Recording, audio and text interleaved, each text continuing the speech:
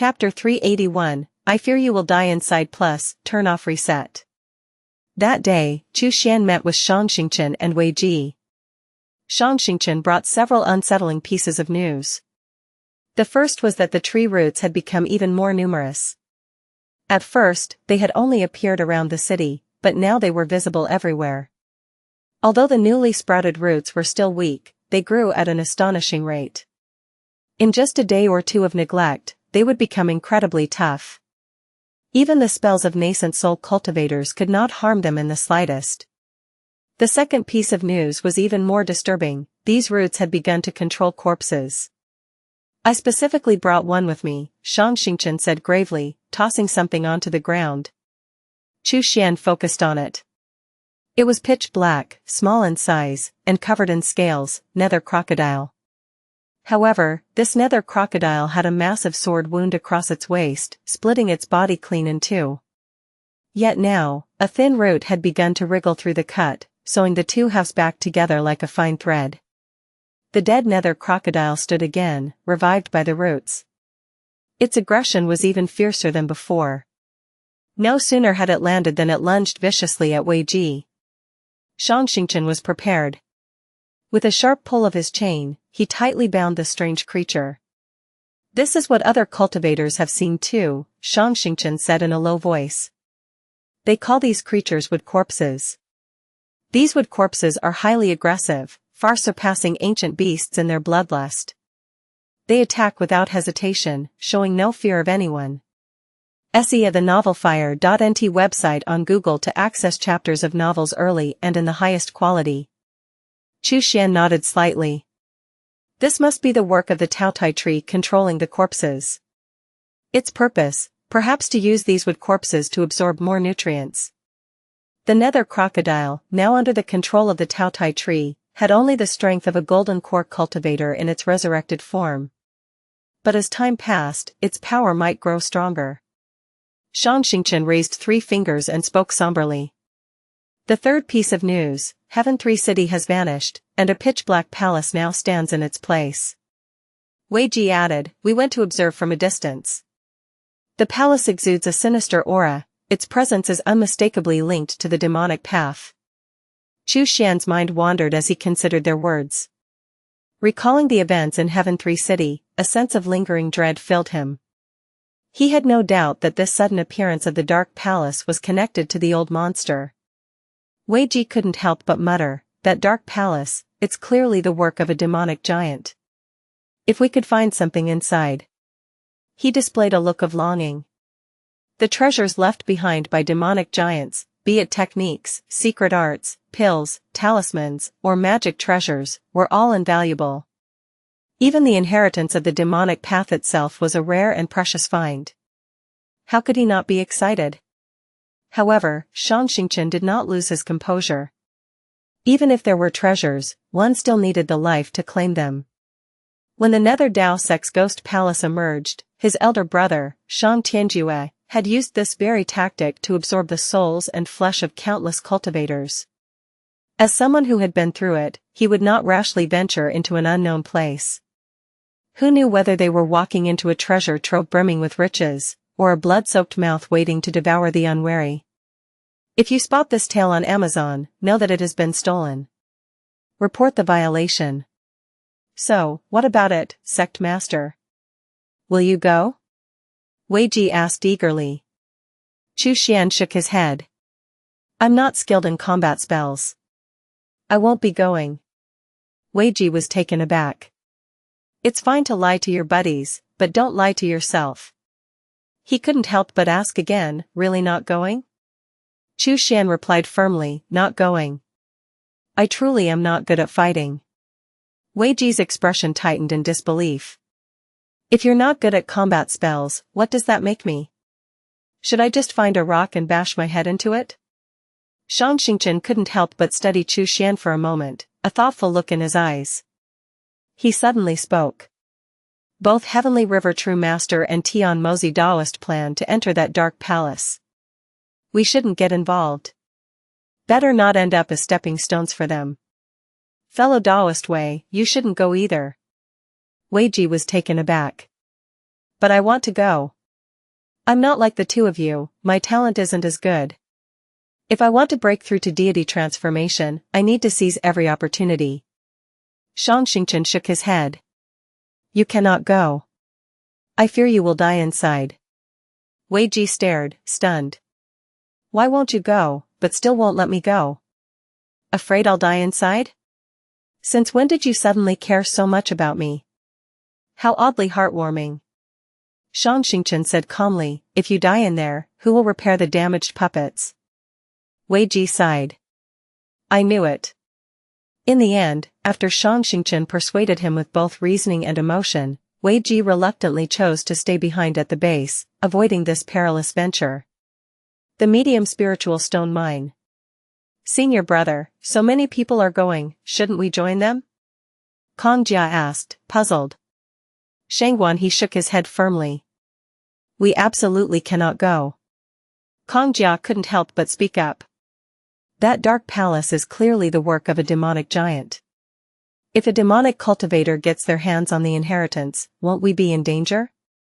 Heavenly River True Master entered that palace for the very reason, he couldn't let the demonic cultivators take the legacy, even if he couldn't claim it himself.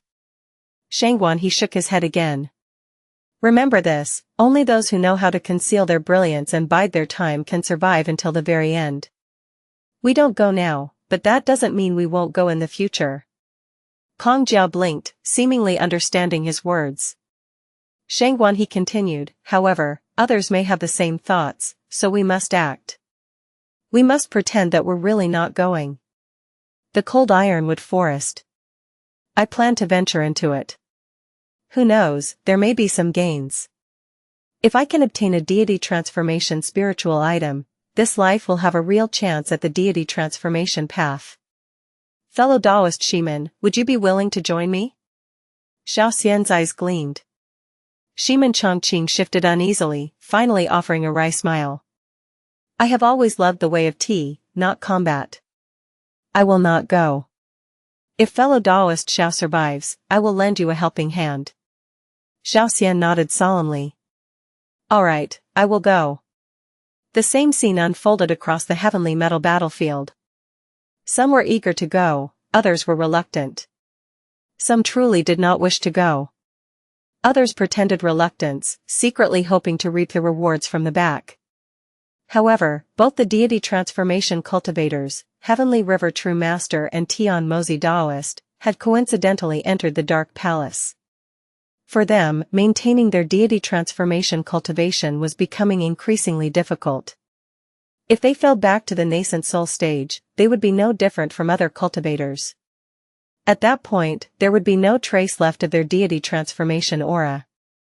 They held vast amounts of pills, spiritual stones, and treasures, things that would surely attract the covetous eyes of other cultivators, resulting in coordinated attacks. The sudden appearance of the Dark Palace provided them with an opportunity. An opportunity to continue suppressing other nascent soul cultivators. Moreover, they dared not gamble on whether the Dark Palace harbored an opportunity or a risk. What if it was an opportunity, and other cultivators seized it? That would be a huge loss for them. What if it was a risk? As deity transformation cultivators, they were less likely to be caught in danger compared to nascent soul cultivators. All these factors combined, forcing them to go. Chapter 382, The Heavenly Corpse Tower Shall Be Your Home. Plus, turn off reset. Blue star. Chu Xian raised the Heavenly Corpse Tower. A flash of black light. A new corpse puppet stood before him. The Heavenly Corpse Tower contained its own corpse refining pool, which only required the addition of corpse refining liquid. From there, the tower would automatically refine the corpse without any further intervention from him. Moreover, with the cultivators who had delivered themselves to him, all of them were now settled inside the Heavenly Corpse Tower. So, Chu Xian was never lacking in corpses. Especially the corpses of body-refining cultivators. Aside from a portion that had been consumed by the 3 corpses, the rest were kept. Now, they were perfectly suited for further refinement. The corpse puppet standing before him had been crafted from the corpse of Beitang Han, a cultivator from the Reincarnation divine sect, who had reached the nascent soul late stage. You were a body-refining cultivator at the 32nd layer of the body-refining realm, with nascent soul late-stage chi-refining cultivation. Now, with a fresh start, your strength shouldn't decrease too much, Xuan muttered as he cast an identification spell. His eyes lit up immediately. First-tier corpse king. Top-tier aptitude. My luck's not bad. It's been a while since I last refined a corpse, and the first one I produce is top-tier. Xuan nodded in satisfaction. A first-tier corpse king, with a bit more blood and flesh, would quickly reach its peak. For other demonic cultivators, obtaining high-quality blood and flesh was a difficult issue. This was also the reason why their corpse puppets often backfired. But for Xuan, it was not a problem. What he lacked the least was blood and flesh. From now on, you'll be called Bao. Eat well, sleep well, and feel free to eat. The Heavenly Corpse Tower is your home. Xuan casually inserted a spiritual sense seal into its mind, issuing a simple command. Roar. Roar. The corpse puppet let out a few excited growls, accepting its new identity. With Bao now fully formed, Xuan began to think about the current situation. That dark palace was certainly no place for casual exploration. The cultivators entering the palace this time were highly likely to suffer massive casualties. Perhaps even those two deity transformation cultivators would be heavily wounded, or even face death. By all rights, this should have been a prime opportunity to collect corpses. But that old monster is far too powerful. Venturing too close to the palace may trigger unwanted consequences. It's better to avoid getting too close. He must have his own matters to attend to after waking from such a long slumber. After he leaves, I can sneak in and pick up the spoils. For now, it's better to focus on raising my own cultivation to the 9th level of nascent soul. Only then can I start cultivating the secret method of soul transformation. With his plans decided, Xuan immediately retrieved a large quantity of ice spirit crystals from Soul Star and sat cross-legged to meditate and refine. At the same time, he simultaneously submerged his spiritual sense into the myriad realm mirror, arriving in the cave world. It had been a long time since he had paid attention to the cave world. The last time, it seemed that Xianxia had carefully selected a batch of young men and women to be sent to the royal palace of the myriad insects kingdom. He wondered how things were progressing now. The story has been illicitly taken. Should you find it on Amazon, report the infringement. Cave world. Xianxia buried her head in her work, dealing with the mountain of paperwork that seemed to grow larger by the minute. Suddenly, she was seized by a violent coughing fit. She opened her hand and was greeted by a large, dark pool of blood-stained phlegm. Xianxia shook her head with a sigh. Such a pity. The longevity wine can extend my life, but it cannot cure the lingering pain left by the spider venom. Her mind drifted back to the war 5 years ago. The wild spider tribe, a large faction under the myriad insects kingdom, had revolted against the exorbitant taxes imposed on them. With the instigation of the heavenly cave kingdom, they rebelled. The ruler of the myriad insects kingdom ordered surrounding tribes to form an army to suppress the rebellion and bring the wild spider tribe to heel. The fire ant tribe, long in conflict with the wild spider tribe and geographically the closest, became the backbone of the counter-rebellious force without hesitation. Xianxia, as a key figure in the tribe, had no choice but to join the fray. The wild spider tribe had been planning their revolt for a long time. In the beginning, the counter-rebellious army was forced into retreat, suffering heavy casualties. The fire ant tribe had to step forward and turn the tide of battle.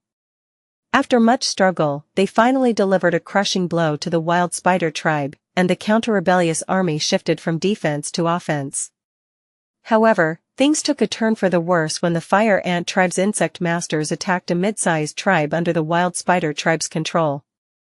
They were surrounded, resulting in disastrous losses. Xianxia was ambushed by the wild spider tribe's chieftain and was struck by a lethal spider venom. Although the counter-rebellious army arrived in time to slay the chieftain, the venom had already seeped into her bones. Even though the ruler of the myriad insects kingdom granted her precious elixirs, it was impossible to rid her of the poison. As she recalled the battle, a furrow appeared between Xianxia's brows. We were trapped in that encirclement. It's very likely the ruler intended it that way. That ruler may seem indifferent to the affairs of the court, obsessed with the Tao of alchemy, but he's far from the fool he appears to be. Xian murmured softly.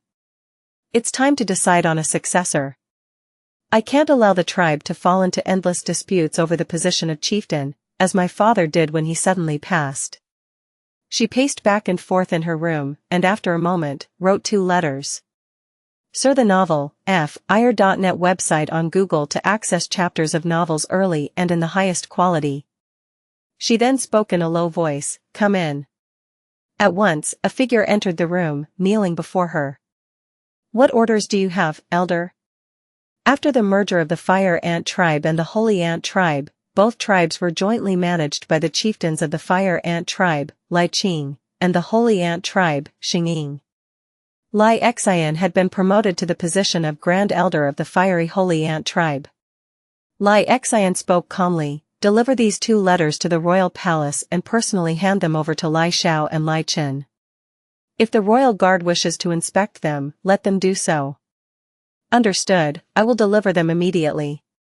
10 days later. Xian met with Li Xiao and Li Qin.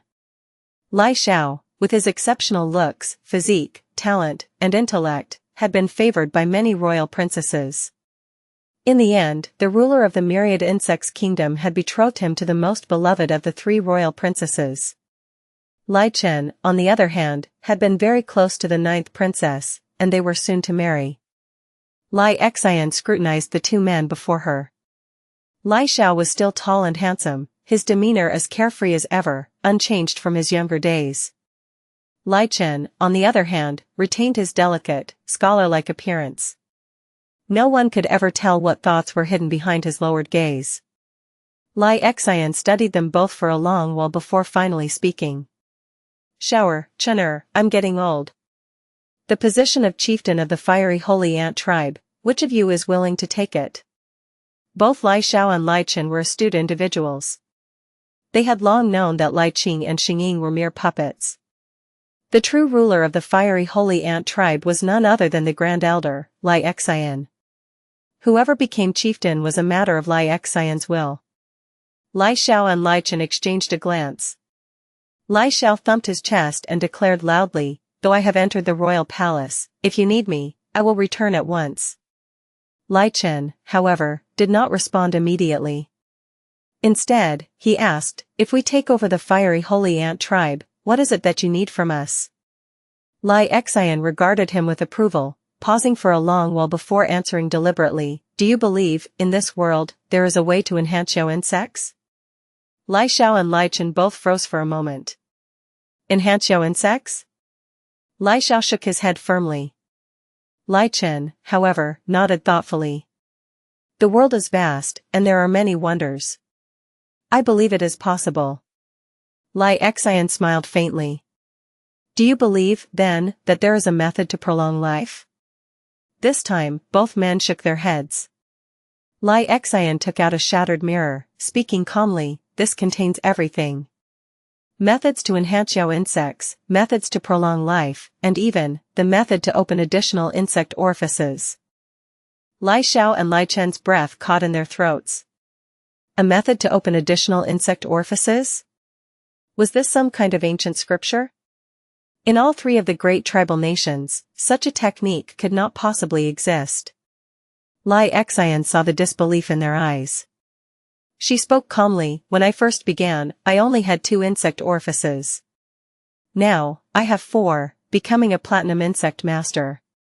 It was all due to the techniques provided by the magic mirror, the orifice opening scripture and the great orifice opening scripture. The magic mirror can even offer me a better earth orifice sutra, allowing me to open the 5th insect orifice and approach the realm of diamond insect master. However, the magic mirror is not always so generous. It requires a method of cultivating insects, and its appetite grows ever larger. Now, I must acquire a cultivation technique that can nurture Yao insects to the diamond level to satisfy its hunger. My life is short, and I will never see that day. Xian turned her gaze toward the two men. You two are the ones I have chosen. Are you willing to take on my legacy? Xiao bowed his head seriously. I am willing. Chen nodded. I am also willing, but I do not need to take the position of chieftain. I do not need this mirror either. I will remain in the royal palace, and Shower can return to take the position of chieftain. This will be better for the tribe's development. Xian looked at him with a look of approval. In this moment, it was just as it had been in the past. When her father, Lai Zhao, had wished for her to return, she too had chosen to stay within the Holy Ant tribe. Because she knew, only by staying there could she make the greatest impact. Lai Xiao looked at his brother in surprise.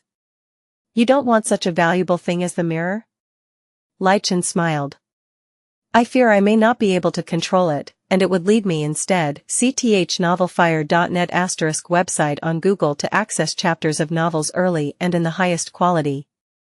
Lai Xiao scratched his nose. Then I'll take it. He extended his hand and accepted the leather pouch that Xian passed to him. Inside the pouch was what they referred to as the magic mirror. Xian regarded the two of them with admiration for a long while, before speaking. Lai Xiao, stay by my side for a time and learn how to handle the affairs of the tribe. Lai Chen, return to the royal palace and report this matter to the country's ruler. Tell him that my life is nearing its end, and I have reluctantly chosen Lai Xiao as my successor. I hope the ruler will grant his approval. Lai Xiao and Lai Chen both nodded respectfully. Yes. Xuan quietly observed everything, nodding slightly to himself. Once again, he had witnessed the succession of hosts from one generation to the next. It all started with Xiaohua, then Lai Yong, followed by Lai Zhao, Xian, and now, Lai Xiao.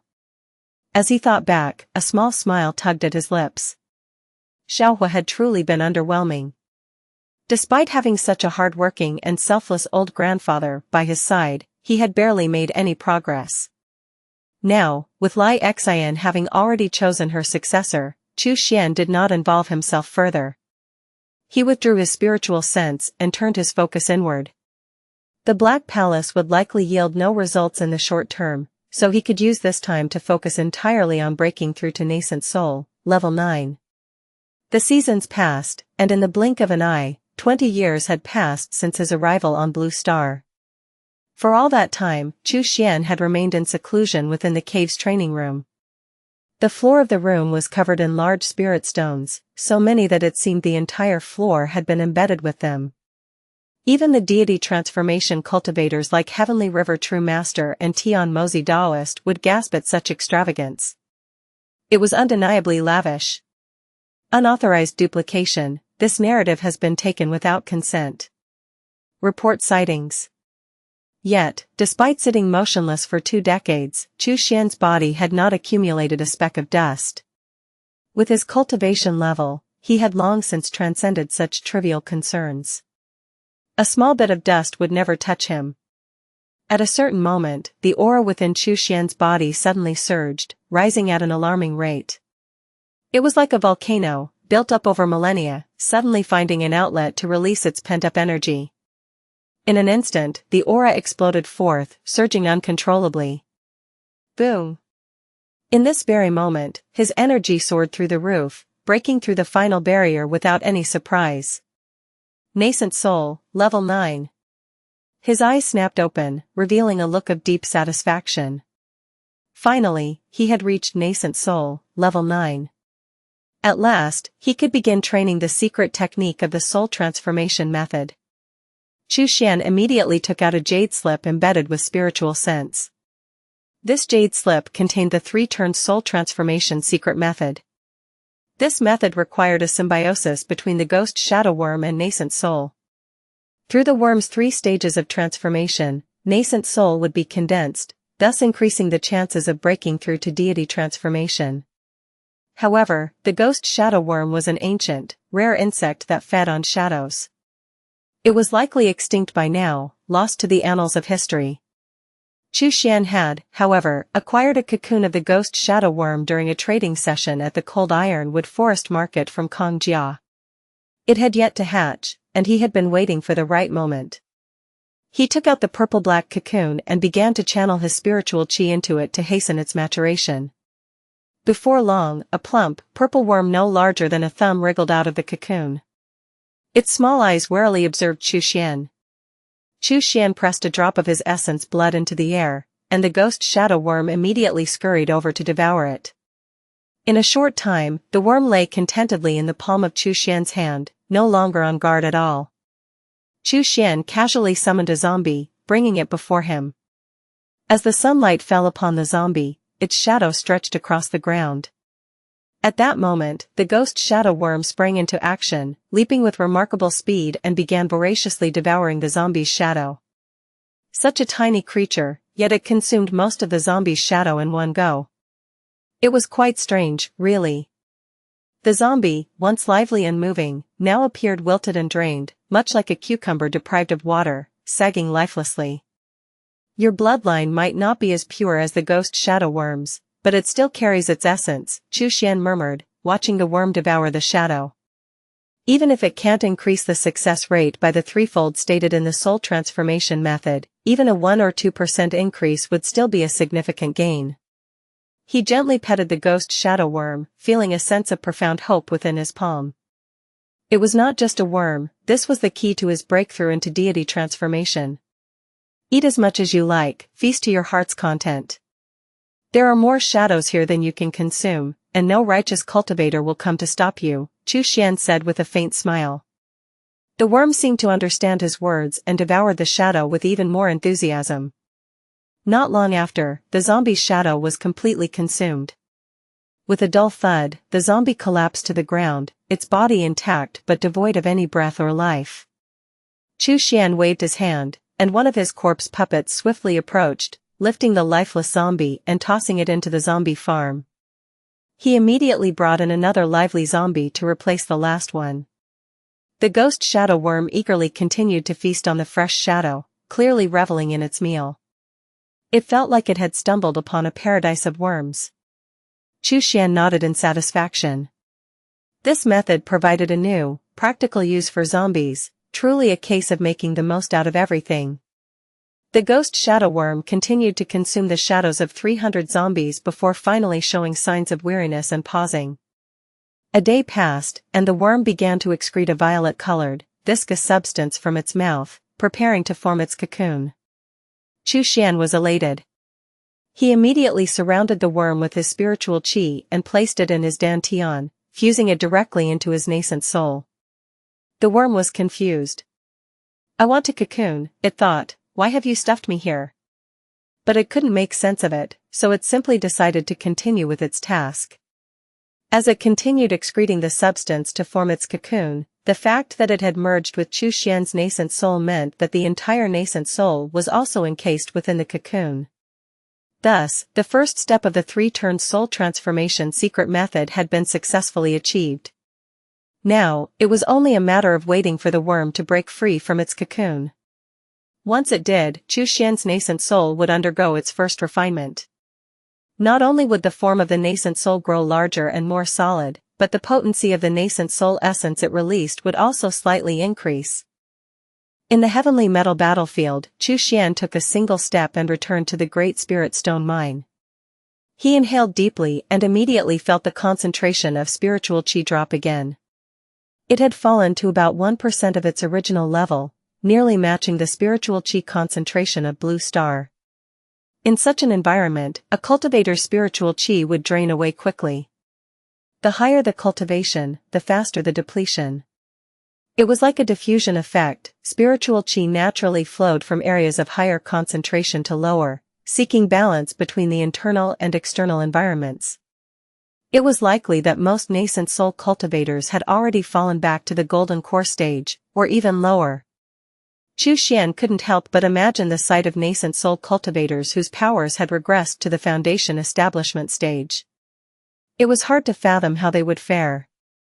After a moment's contemplation, he activated the Lotus Escape technique, suppressing his cultivation to the mid-golden core stage. That was about right. If he were too high, he would draw attention. If he were too low, he would be underestimated. The mid-golden core stage was perfect. Xuan flipped his palm, revealing the heart-linking stone. It was the appearance of cracks on the stone's surface that had prompted him to return to the heavenly metal battlefield. He immediately made his way toward the prearranged meeting point, where he was to meet with Xianxia and Wei Ji. Before he could reach his destination, he felt the ground shaking violently beneath his feet. As expected, something big is happening. Could it be the Dark Palace? Xuan frowned. Xianxia had told him previously that the Dark Palace had emerged from underground, causing a powerful seismic disturbance. It was this continual shaking of the earth that had drawn the attention of cultivators. Before long, he arrived at the meeting spot, where Xianxia and Wei Ji were already waiting. Both seemed to have abandoned any thoughts of testing one another. Their expressions were serious as they looked toward Xuan. Xianxia spoke first. It's been 2 years, and the Dark Palace has finally shown some movement. Wei Ji quickly added, I noticed that the Dark Palace seems to have risen about 3 feet compared to 2 years ago. Xuan's brow arched slightly. 3 feet? Let's go take a look. If the palace had risen by 3 feet, it must have expanded significantly from its underground position. Did this mean the palace had a subterranean portion as well? Was this a good sign or a bad one? Time to find out. The 3 of them ran at full speed, their footsteps echoing through the barren terrain. At this moment, they paid no heed to the consumption of spiritual qi. Reaching a vantage point near the palace to assess the situation was their immediate priority. From there, they could decide whether to strike opportunistically or make a quick retreat. After a short while, the trio arrived at a small hill on the eastern side of the Dark Palace. The hill was barren, devoid of cover, offering a clear view of the surroundings. It was positioned a little over 100 zhang from the palace, close enough for them to see the palace clearly with their naked eyes, even without relying on spiritual qi. Xuan scanned the area, noting that several others, including Shangguanhe, Kong Jia, and Shimen Chongqing, had also arrived. They had all kept their distance, observing the scene from afar, their hearts filled with a mix of nervousness and excitement.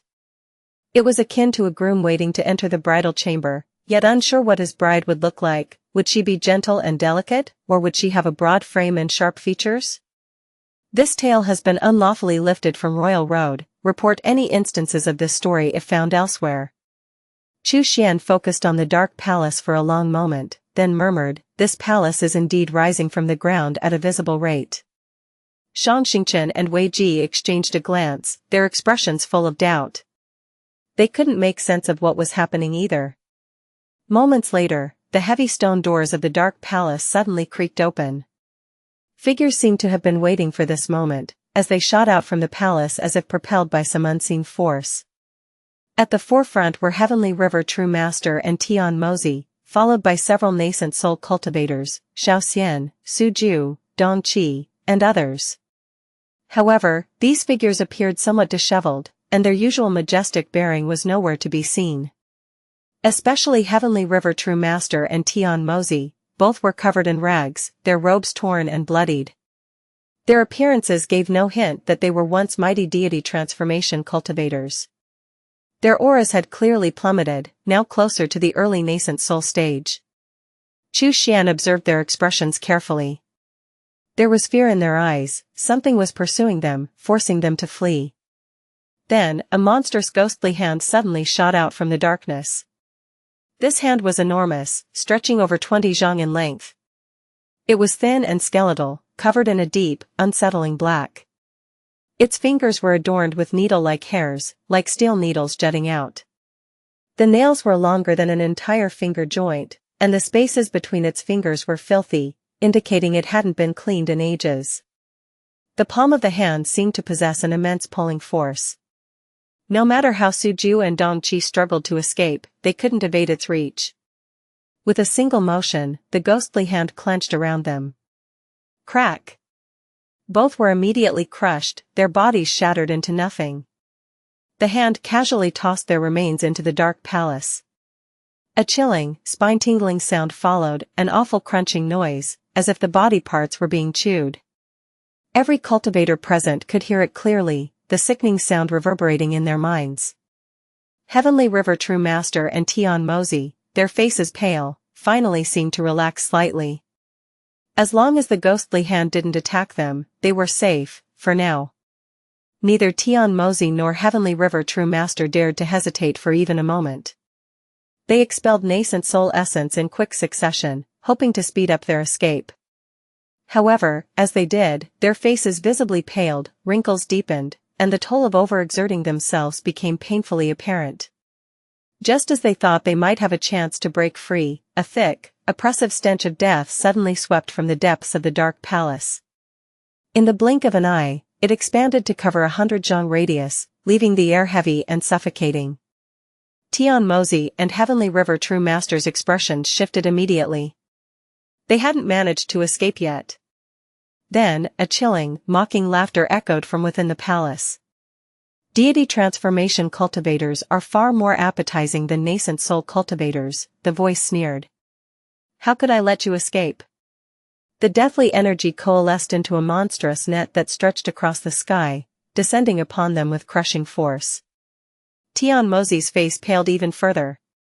Without hesitation, he threw several spirit tools to block the incoming attack. But realizing the futility, he abandoned his physical body, wrapping his nascent soul around his divine consciousness and fled at full speed. Heavenly River True Master, however, hesitated for a moment. His physical body, cultivated over 1,000 years, was something no one would willingly abandon. Unlike Tian Mozi, who could possess a corpse puppet and return to life in another form, Heavenly River True Master didn't have such an option. With gritted teeth, Heavenly River True Master tossed out his prized spiritual artifact. A massive, azure-blue urn unfolded in midair, and a torrent of seawater surged forth from it, aiming to push back the deadly death net. Heavenly River True Master had encountered this deathly energy before in the Dark Palace and understood its power. He didn't expect to break through the net, only to slow its encroachment and buy himself some time to escape. But he gravely underestimated the power of the death net. Search the nelfire.nt website on Google to access chapters of novels early and in the highest quality. The seawater, once pure and azure, was rapidly tainted by the suffocating death energy. It turned a sickly, gray-black color as it churned in the urn, the life force of the water being swallowed up by the poisonous air. The corrupted seawater surged back into the urn, and in a moment of agonizing silence, the urn itself began to groan under the strain. The faint consciousness it had once possessed began to fade away, swiftly snuffed out. Crack! Cracks formed across the urn's surface, splintering it under the overwhelming pressure. In Heavenly River True Master's horrified gaze, the urn shattered completely. Pfft! His life force drained as the destruction of his artifact tore into him. Blood gushed from his mouth as his flight speed dramatically dropped. Instinctively, he tried to withdraw his nascent soul and divine consciousness to escape, but it was too late. The deathly net had already descended upon him like a predator ensnaring its prey. It tightened around him with a deadly precision and dragged him into the dark recesses of the palace. Crunch! Crunch! The horrifying sound of chewing echoed again. This time, it didn't come from the front, but it seemed to vibrate deep within their soul. Xuan watched in silence as Heavenly River True Master was swiftly consumed by the dark palace. The entire scene unfolded before him like a nightmare. A chill of foreboding surged within him. He didn't hesitate for even a second. Without turning back, he began to retreat. The sensation of that ghostly hand and the suffocating death aura was all too familiar, reminiscent of the old monster he had encountered in Heaven 3 City. His instincts proved true, the Dark Palace was connected to that old monster. Thank goodness, he had always been cautious, never one to venture into the unknown. Had he been reckless, he would have already fallen prey. Seeing Xuan's swift retreat, Xianxia and Wei Ji exchanged a quick glance before immediately employing their own escape techniques. Not far away, the faces of Shang Wanhe, Kong Jia, and others had turned ashen. Without a moment's hesitation, they turned and fled. This place was another trap, there was no time to waste. Since you've come all this way, why not stay for a while? Join me in my belly. How delightful it will be.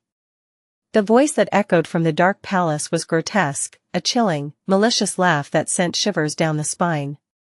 CTHOvalfire.at website on Google to access chapters of novels early and in the highest quality. Suddenly, the ground beneath their feet trembled violently again. From the depths of the earth, massive tree roots shot out like serpents, twisting and coiling as they struck at the fleeing cultivators. Xuan's brows twitched involuntarily. Without a moment's thought, he flickered into motion, narrowly avoiding one of the tree roots that swung toward him with terrifying speed. Boom! The massive root slammed down where he had stood just moments ago, creating a deep ravine in the earth, more than 3 zhang deep. The ground, which had been solid and hardened over hundreds of thousands of years, was torn apart as if it were paper. The surrounding landscape, formed by the condensed earth and rock of the extraterritorial battlefield, had been worn down by the passing of time. A strike from a nascent soul cultivator would only shatter a few stones, at most. But the force behind these tree roots was at least on par with an early-stage deity transformation cultivator. Ah! A scream pierced the air nearby. Xuan didn't even glance over, he knew immediately that a nascent soul cultivator had failed to dodge in time and had been crushed by one of the roots. The person's body was undoubtedly reduced to a bloody pulp, a mixture of torn clothing and shattered bones. Xuan, however, was no stranger to the Taotai tree. He had planted one on a small island on Blue Star. In the beginning, the tree's aggression had been intense, and he had spent quite a bit of time sparring with it. Over time, he had come to understand its patterns and rhythms. Dodging its strikes had become second nature to him. He knew exactly how to read its attacks. As another massive root shot toward him, Xuan effortlessly sidestepped, his movements smooth and precise. The Taotai tree's hunger was insatiable, but his experience with it made it easy to avoid the wrath of its vicious assault. Why is this person able to control the Taotai tree? Xuan wondered, evading another vicious strike from the Taotai tree. His mind was a whirlwind of thoughts, but after some contemplation, he could only sigh in resignation. There were so many things he could not understand in this world, like the true origins of the extraterritorial battlefield, the source of the Taotai tree, or the true identity of the old monster. Xianxia and Wei Ji were following closely behind Xuan. At first, both were struggling to avoid the relentless attacks of the Taotai tree, narrowly escaping death multiple times. They had come dangerously close to becoming nothing more than paste. However, Xianxia quickly noticed Xuan's graceful movements, slipping through the Taotai tree's strikes with ease. It was as though he had already discerned the rhythm of the attacks, moving with practiced fluidity. Xianxia's eyes narrowed as he focused on Xuan. In less than 100 breaths, he had gone from cautiously dodging to confidently evading each strike, as though he too could now follow the tree's patterns. With each leap and dodge, he mimicked Xuan's motions. Support the creativity of authors by visiting the original site for this novel and more.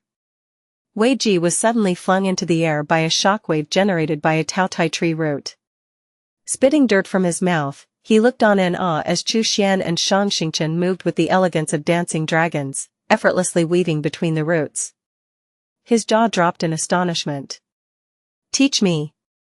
Wei Ji cried out, desperation lacing his voice.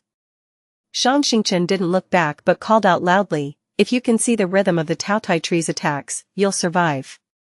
With that, he accelerated, flying even faster. Wei Ji gritted his teeth, barely able to grasp the full extent of the situation before another root slammed down from above. Damn it! Wei Ji cursed under his breath, only to be sent flying once again, crashing into a cloud of dust and rock. The Taotai tree roots continued to rain down relentlessly. Despite their best efforts, Xuan and the others were barely able to make any progress.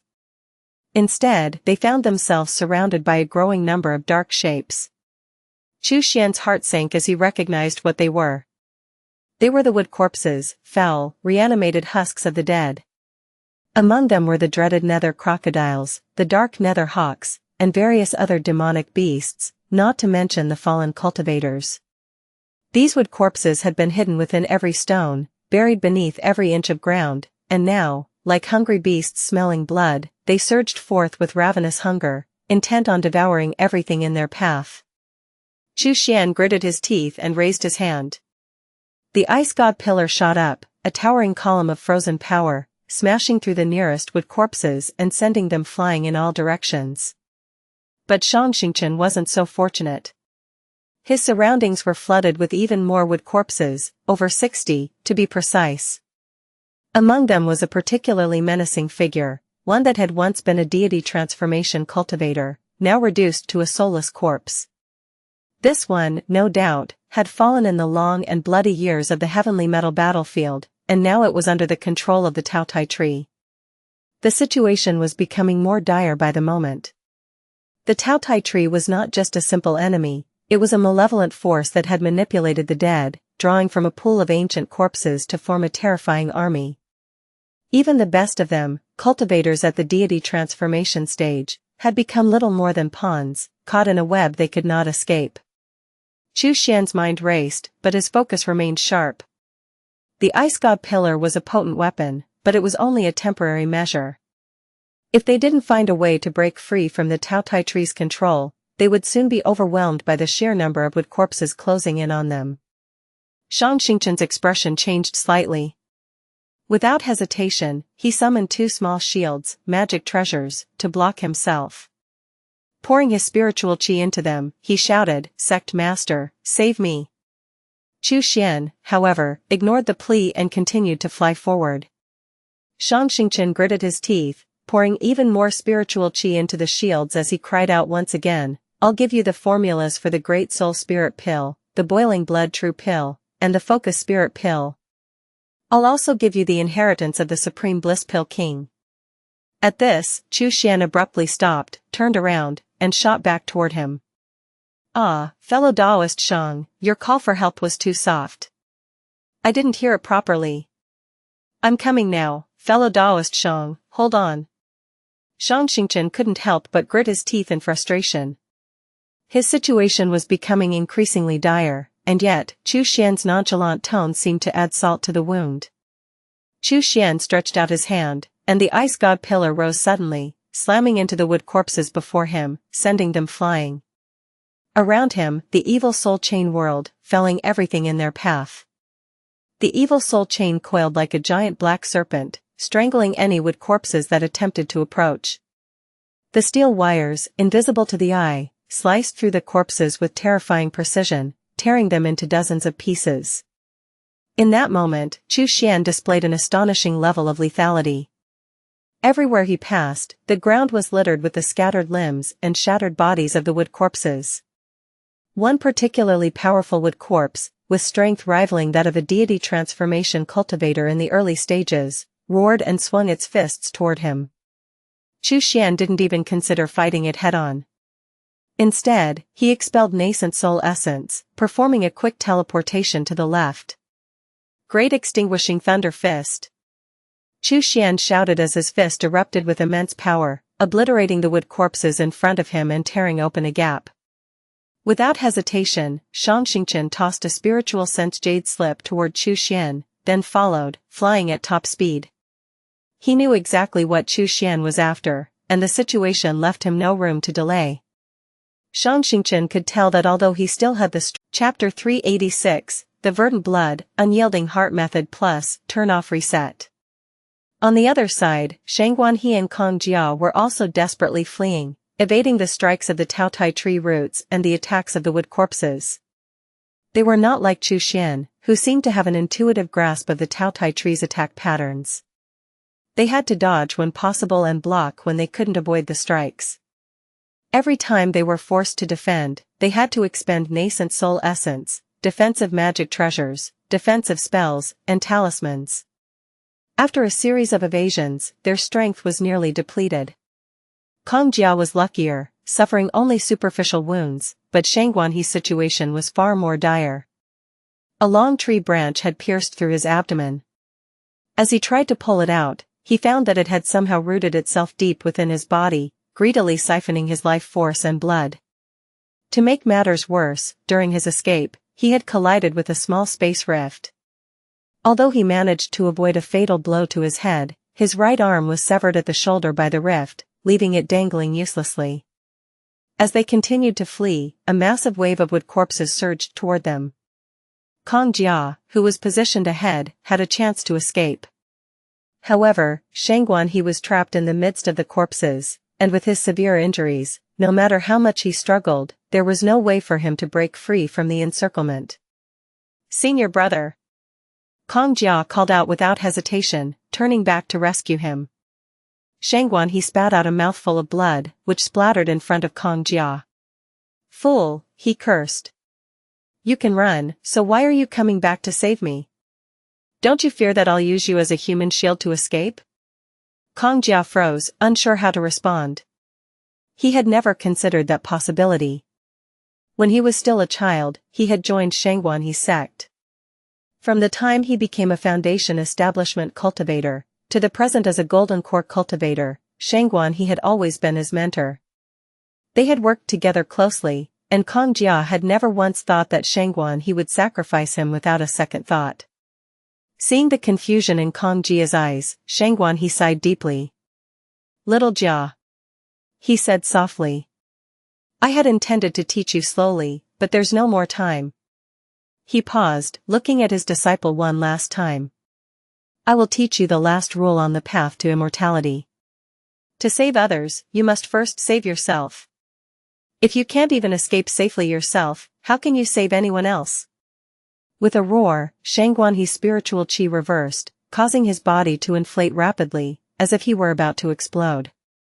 Kong Jia's eyes widened in shock. "Senior brother," he murmured, realizing what was happening.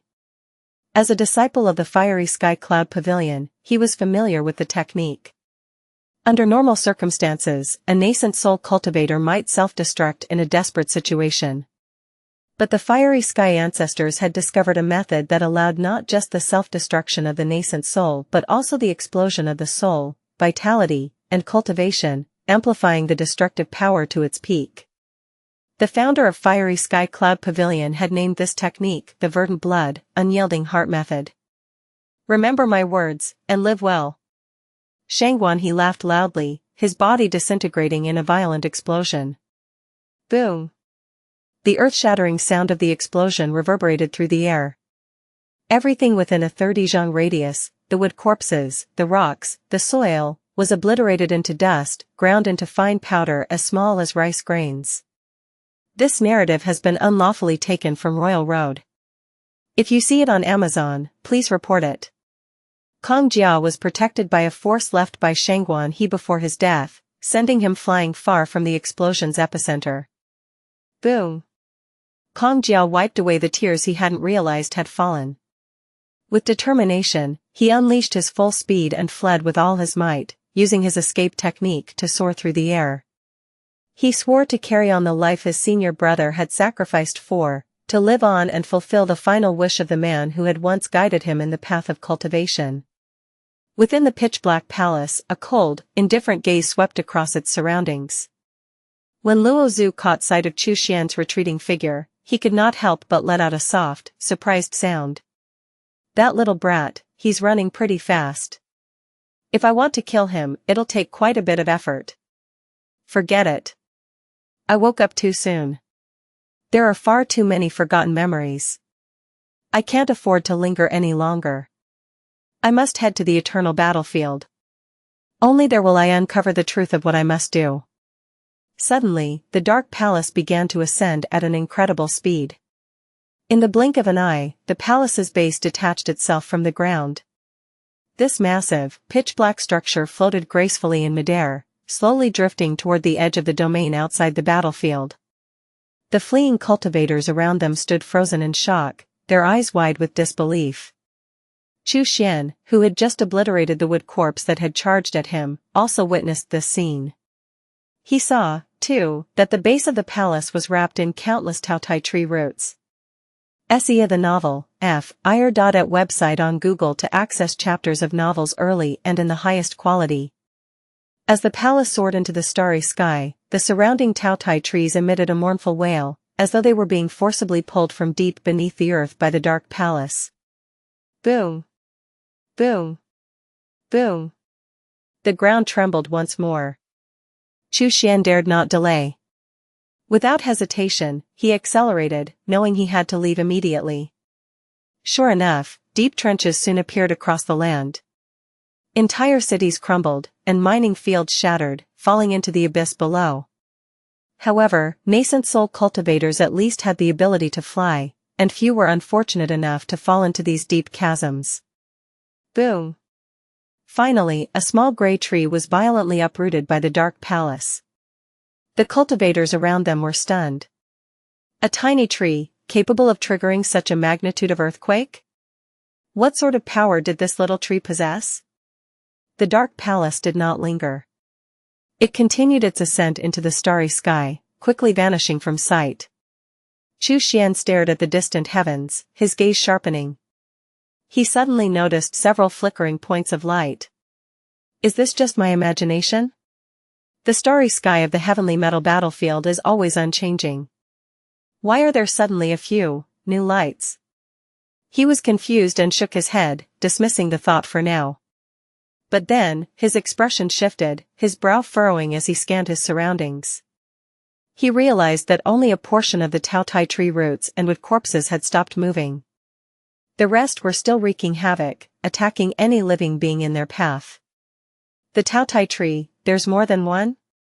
With a surge of urgency, Xuan increased his speed, pushing himself to the limit as he fled the area.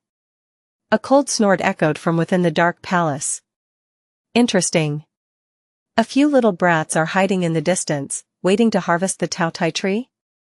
Several flickering points of light shimmered in the vast sky, but none revealed their presence. You look interesting. I think I'll kill you first. Luo Zhu suddenly fixed his gaze on one of the red glowing points of light and let out a strange laugh. In the next moment, the dark palace transformed into a streak of black light, accelerating toward the red point. It closed the distance in the blink of an eye. A startled cry echoed from within the red light, and the figure instantly shot off, fleeing into the distance. A chase ensued, one black, one red, before both figures vanished from sight. Once they were gone, the three faint points of light gradually regained their glow. Each point represented a separate consciousness, and they began exchanging information through a series of messages. The Taotai tree in the heavenly metal battlefield failed to grow. It was a failure. Who would have thought there was actually a shard of Luo Zhu's avatar sleeping here? The Taotai trees in the other two perilous battlefields have yielded results, but they are useless to us. What about Wenling Tian? He borrowed the power of the largest Taotai tree, trying to break through to the latter stage of the astral projection realm, but his soul couldn't withstand it. He was assimilated, and I took him. It seems this path doesn't work. No, perhaps it's just because our cultivation is insufficient. Who will handle the aftermath here? The domain outside the battlefield cannot collapse further. It's already been noticed. The 3 points of light flickered out, one by one, as silence enveloped the space. After a long pause, a single point flickered once again, and a message was sent. I'll handle it. But the remaining Taotai tree here is mine. Agreed. It's yours. The other 2 points of light faded away, clearly departing. Only the final point of light remained, slowly making its way toward the Chapter 387, Do you have the power to seize my body? Plus, turn off reset. The heavenly metal battlefield was still in chaos. The roots of the Taotai tree and the wood corpses wreaked havoc, tearing through the land without mercy. Xuan hid behind a massive rock, observing the surroundings. As 2 nascent soul stage wood corpses caught his scent and slowly drew nearer, Xuan's mind stirred. The evil soul chain and gongxi shot out like lightning, quickly binding the 2 creatures. Boom! Boom! Xuan unleashed 2 powerful punches, the might of his 38th stage of body refinement erupting with immense force, directly smashing the 2 wood corpses into pieces. Afterward, he flicked his fingers lightly, sending forth a wave of blood-eveline fire. The flame soared into the air, consuming the corpses in an instant. Soon, all that remained was a cloud of ash. If he had simply destroyed them, it wouldn't have been long before the wood corpses reassembled and returned. Only by burning them with fire or dismembering them into hundreds of pieces could he ensure their complete annihilation. Eh? Xuan's attention was drawn to a nearby wooden corpse, its head adorned with a treasure gourd. The gourd glowed with brilliant light. Without hesitation, he knew it was a valuable artifact. Wasn't it the Tian Mozi who flew out from the Dark Palace earlier, using a gourd-shaped spirit tool? Could this be the very same item? Xuan couldn't help but pause, deep in thought. The encounter with such a rare treasure seemed too coincidental. How could this be? He instinctively felt the pull to approach. After all, this was a spiritual artifact. Even a broken, low-grade spiritual artifact would surpass an exquisite magic treasure in terms of power. Although his spiritual chi might not be enough to fully activate it, having it in hand would be valuable. If he advanced to the deity transformation stage in the future, it would serve as a powerful tool to aid him on his path. However, as soon as he began to approach, an instinctive sense of danger flared up within him. He wasn't sure where this feeling originated from, but it was unmistakable. Perhaps it was a natural gift of heightened perception, or simply the instinct of someone who had lived carefully. But it certainly wasn't a gift bestowed by meritorious deeds. No, it wasn't. Xuan subtly focused his senses, and sure enough, he immediately detected a faint trace of spiritual sense hidden within the gourd. Could it be that Tian Mozi's primordial spirit is sealed inside? A sudden realization struck him. When the infinite sect was destroyed, he, as a mere chi-refining cultivator, had stayed out of sight, using treasures to trap righteous cultivators time and again. This was precisely the kind of trick he was familiar with. Tian Mozi, a deity transformation stage demonic cultivator, had forged a bloody path to his current power. The tactics Tian Mozi employed were surely more numerous than the ones Xuan had ever used. Hence, Xuan immediately deduced that this wasn't a heavenly treasure falling from the sky, but rather a death trap. If the gourd contained a nascent soul cultivator, Xuan would have seized the opportunity to pull him out and refine his soul. But now, there was a strong possibility that it was Tian Mozi himself. Even if Tian Mozi, after escaping the Dark Palace, had used all his trump cards and was severely wounded, even abandoning his physical body, Xuan didn't want to tangle with a deity transformation expert. What if his greed for this small treasure led to his downfall? Xuan had the Myriad Realm Mirror, with access to 3 resource worlds, Blue Star, the Soul Star, and the Cave World. With these resources at his disposal, what treasures did he need to covet? The story has been illicitly taken. Should you find it on Amazon, report the infringement. This gourd is quite impressive, it must be a top-tier magic treasure. Xuan's face lit up with surprise, and it seemed as though he was about to rush forward eagerly, ready to snatch the treasure into his grasp. However, his figure suddenly reversed course at an astonishing speed, retreating far beyond his previous approach. In the blink of an eye, he was nearly 100 zhang away. "Good lad, you actually sensed me," a cold laugh rang out from the gourd. In the next moment, the gourd suddenly sprang up, releasing a wave of black mist that swiftly coalesced into the upper half of a figure. The figure had a hawk-like nose, deep-set eyes, and a sinister expression. It was none other than Tian Mozi, a deity transformation cultivator from the heaven-shaking divine sect. The gourd exploded with terrifying black light. Xuan, still in motion, felt his speed suddenly slow. Looking down, he saw that his feet were now shackled by a dark glow, like an invisible manacle.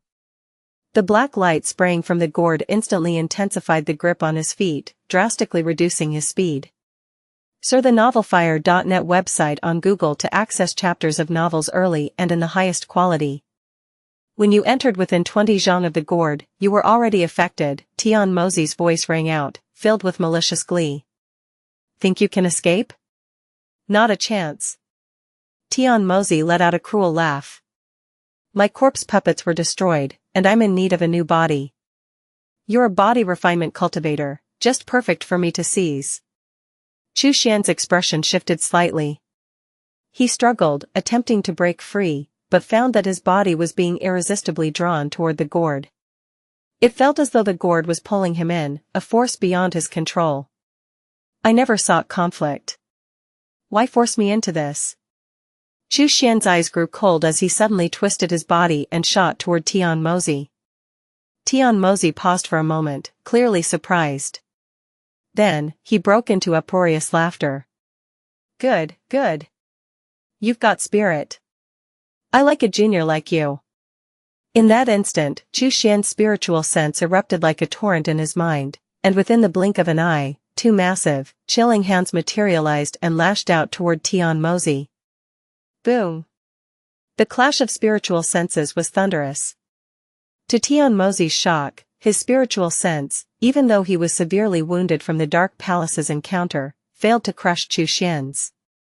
Despite being a deity transformation cultivator, his soul having already transformed into a primordial spirit, far surpassing the strength of a nascent soul cultivator, he couldn't believe that his spiritual sense couldn't overwhelm this nascent soul cultivator in front of him. How? Tianmozi gaped in disbelief. How can this be possible? What he didn't know was that Xuan's soul had been reinforced through multiple layers of merit golden wheels, cleansing showers of soul-cleansing gold rain, and the heavenly Tao golden lotus within his body.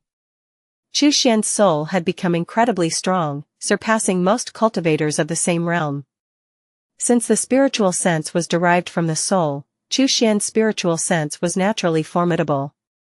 On top of that, he had previously absorbed a portion of Luozu's spiritual sense, which had significantly boosted his own. As a result, it wasn't surprising that Xuan's spiritual sense was on par with Tianmozi's, despite the latter's status as a severely wounded deity transformation cultivator. Do you really think you can seize my body? Do you have that ability? In the midst of their clash, Xuan quickly gauged his opponent's strength. Without hesitation, he unleashed a massive strike of spiritual sense, a technique from the nascent soul realm, the Great Devouring Palm. Tianmozi gritted his teeth and immediately formed a giant shield of spiritual sense to defend himself. Boom! Boom! Boom! The two forces collided repeatedly, sending shockwaves through the air. Tianmozi was stunned as he realized that with each exchange, a portion of his spiritual sense was being devoured by Xuan's palm, quickly converted and absorbed. The balance was tipping in Xuan's favor. His spiritual sense shield was weakening with every strike, unable to fully block the power of Xuan's great palm. To think that he can devour my spiritual sense in the middle of battle, such a secret technique. Tianmozi was taken aback, unable to hide his astonishment. Spiritual sense techniques were already rare in the cultivation world, and a technique that could devour the opponent's spiritual sense in battle was even rarer. Almost all of them were only mastered by cultivators in the late deity transformation stage. This person, however, was merely a nascent soul cultivator. How could he possess such a technique? Boom! Boom! Boom! The battle raged on. Tianmozi was becoming more desperate. His soul wasn't particularly strong compared to others in his realm, and now every clash with Xuan resulted in his spiritual sense being devoured further. If this continued, he would be at a severe disadvantage. Stop! Stop! Tianmozi cried out in panic. Young friend, I am Tianmozi. I was only testing you just now, not truly attempting to seize your body. He forced a smile. As a deity transformation expert, Tianmozi did not wish for things to come to this point. But there was no other choice. This nascent soul cultivator before him was exceptionally strong. All he wanted was to find a suitable body to possess. What was wrong with that? Xuan casually waved his hand, forming 3 layers of true spiritual shields with his spiritual sense. He stared at the white-boned steel in deep thought. Tianmozi had no way to deal with him, and likewise, Xuan couldn't do much to Tianmozi. Although each clash drained Tianmozi's spiritual sense, it was like scraping away at something, a slow process. It would take days or even weeks of fighting to completely devour him. However, the heavenly metal battlefield was constantly changing. who knew what would happen next? It seemed wiser to take advantage of the situation and extract some benefit from Tian Mozi before leaving. You speak lies. Chu Xian's voice grew more forceful. You call yourself Tian Mozi? Do you think that makes it true? He sneered coldly. I believe you are just some rogue demon who crawled up from the depths of the heavenly metal battlefield. You are a fraud, not the true Senior Tian Mozi. I, He Liang, have always admired Senior Tian Mozi. How could I let someone like you defile his name? Chu Xian's righteous words became more and more intense. Tian Mozi was left groaning inwardly. I really am Tian Mozi. Why don't you believe me? If you could provide proof of being the true Tian Mozi, Chu Xian continued, then I might believe you. Otherwise, I will have no choice but to rid this place of you, this false demon impostor. Even if it costs me my life. Tian Mozi fell silent for a long time. As a deity transformation cultivator who had traveled far and wide, he could see through Chu Xian's intentions. The boy wanted him to pay up to avoid disaster, and he couldn't deny it. After much contemplation, Tian Mozi reluctantly decided to offer a magic treasure. He produced a towering stone tablet, a white bone stele, about 1 zhang high. However, this wasn't made from stone, it was crafted entirely from white bones. At the very top, a terrifying, grinning skull loomed, glowing with an eerie blue light. This is a top-tier magic treasure, the white bone stele, Tian Mozi said, his voice laced with melancholy. It is only a step away from becoming a spiritual artifact. Since you admire me so, you must know that this treasure was my nascent soul power when I was sweeping through the world. The deity transformation cultivator sighed, and with visible reluctance, he tossed the white bone stele towards Chu Xian. Here, take it. I have no choice. As he fled and his nascent soul escape, Tian Mozi didn't even bring his storage pouch.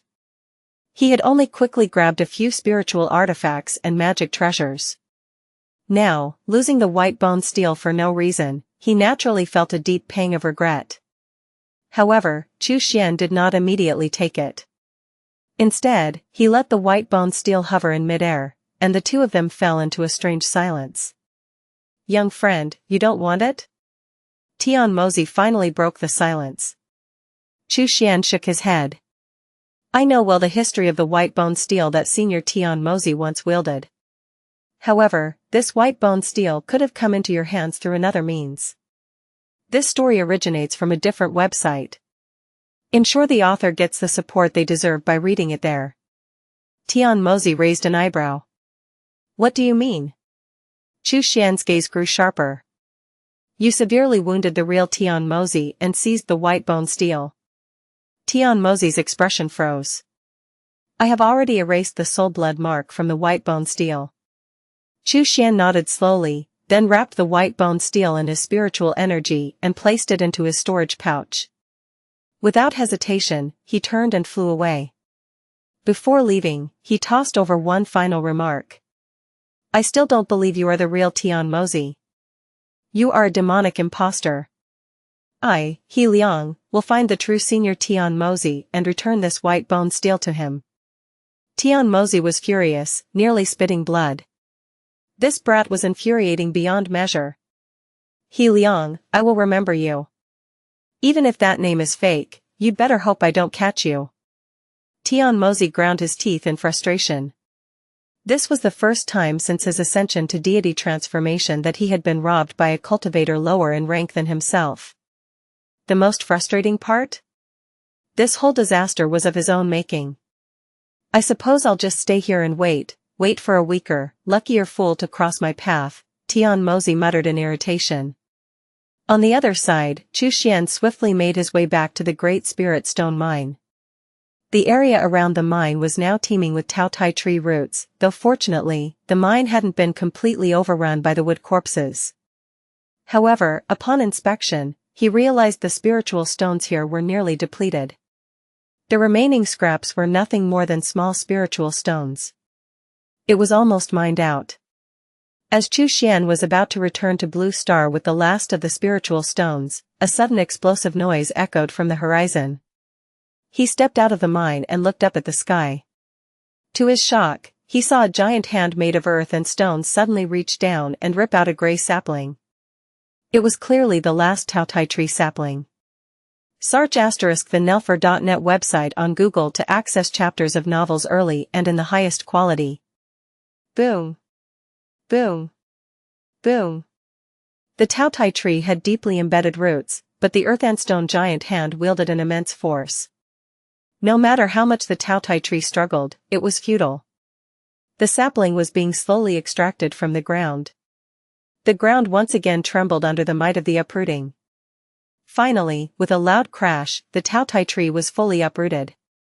At this moment, the Tautai tree roots and wood corpses that had been rampaging throughout the area fell silent. It was clear that the heavenly metal battlefield no longer had any Tautai trees left. The demonic tree has been eradicated. The sealed teleportation array will soon reopen. You are all advised to leave promptly, do not linger. A voice like muffled thunder echoed across the sky. The voice was gender-neutral, neither male nor female, and it reverberated endlessly, spreading throughout the entire heavenly metal battlefield. Xuan raised an eyebrow. So it's true? If that's the case, he could finally return to Mystic Azure Star. He would no longer need to stay in this heavenly metal battlefield. Despite the excitement, Xuan remained cautious. What if it was a trap to deceive them? Better to stay cautious, just in case. A few days later, Xianxia arrived at the Great Spirit Stone Mine. It was the second time they met. Xianxia smiled, Sect Master, I am relieved to see that you are unharmed. The teleportation array will reopen soon. What do you think, Sect Master? Xuan studied him subtly. For some reason, even now, he could still sense a faint yet undeniable threat coming from Xianxia. Xuan smiled, with the teleportation array reopening, the first batch will leave first. Fellow Taoists can go ahead. I'll stay behind and cover everyone's retreat. Xianxia immediately understood the implied meaning in his words and nodded in agreement. Xuan suddenly spoke up, the recent tremors have unearthed many buried treasures. I'm sure Elder Shang has found some good fortune as well? Xianxia quickly shook his head. My luck is average. I only found a few bottles of pills and some talismans, nothing particularly extraordinary. However, Wei Ji, he not only narrowly escaped the deity transformation level wooden corpse's attack, but he also stumbled upon the meditation site of a high-ranking deity transformation monk. I suspect that he at least found a relic, though I don't know the details beyond that. Xuan raised an eyebrow. A relic? It was said that when a deity transformation monk passed away, their relic would be formed. The demonic path had secret techniques to turn it into a demonic relic. Carrying a demonic relic could neutralize some of the karma one had accumulated. When the heavenly tribulation came again, it would naturally reduce the tribulation's intensity. In short, a demonic relic was a rare treasure that increased the success rate of deity transformation. However, they were even rarer and harder to obtain. Xuan smiled. Elder Wei is fortunate. Where is he now? We, the three of us, are disciples of the Heavenly Infinite Sect. We should stay together and move forward as one. Xianxia chuckled. Elder Wei's injuries have healed. It seems he absorbed quite a bit of spiritual chi from the spirit stones, and his strength has returned to the nascent soul stage. Xuan's expression was tinged with regret. That's good, very good. It was unfortunate he couldn't get a look at the relic. With the teleportation array still not reopened, Xuan immediately began wandering around the heavenly metal battlefield. The recent tremors had led to the emergence of various treasures. Earlier, when he was far from the Dark Palace, Xuan had already witnessed many long-buried treasures being unearthed. However, at that time, he had been in too much of a hurry, and the danger had been far too great to take the time to gather those treasures. Now, with the Dark Palace gone and the Tautai tree uprooted, the two deity transformation experts, one dead, the other severely wounded, the heavenly metal battlefield no longer held any threats for him. Naturally, it was the perfect opportunity for him to scour the land and recover what he had previously lost. After several days of exploration, Xuan effortlessly found many cultivator corpses. Some of them were wearing ancient Taoist robes, while others hailed from sects long destroyed. From these corpses, Xuan had found numerous spiritual sense jade slips. After skimming through them, his knowledge base had expanded considerably. In addition to dozens of cultivator corpses, his greatest find was a number of broken magic treasures. Broken magic treasures were no problem. They could be fed to Gu insect gongsi. The ones in better condition could be repaired. Search the novel_fire. At website on Google to access chapters of novels early and in the highest quality. Xuan had his eye on several pieces of relatively intact magic treasures, intending to take them back to a refiner for repairs. Aside from that, there was little else of interest. Xuan had not, like Wei Ji, accidentally stumbled upon the meditation site of a senior monk. That was truly a regret. One day, rumblings echoed from every corner of the heavenly metal battlefield. Beams of light shot into the sky as the teleportation arrays activated. Cultivators were elated, rushing toward the arrays. After being trapped in this hellish battlefield for so long, they could finally return home. Once back in their respective cultivation stars, they would once again rise to the ranks of powerful nascent soul experts, revered by all, rather than being treated like stray dogs, powerless and desperate due to the lack of spiritual qi. Xuan did not immediately approach. Instead, he observed from a distance. Xianxia and Wei Ji shared his sentiments, both lingering at a distance, their thoughts unreadable. Xuan glanced around and noticed Shimen Chongqing, Kong Jia, Xiao Xian, and others standing not far away.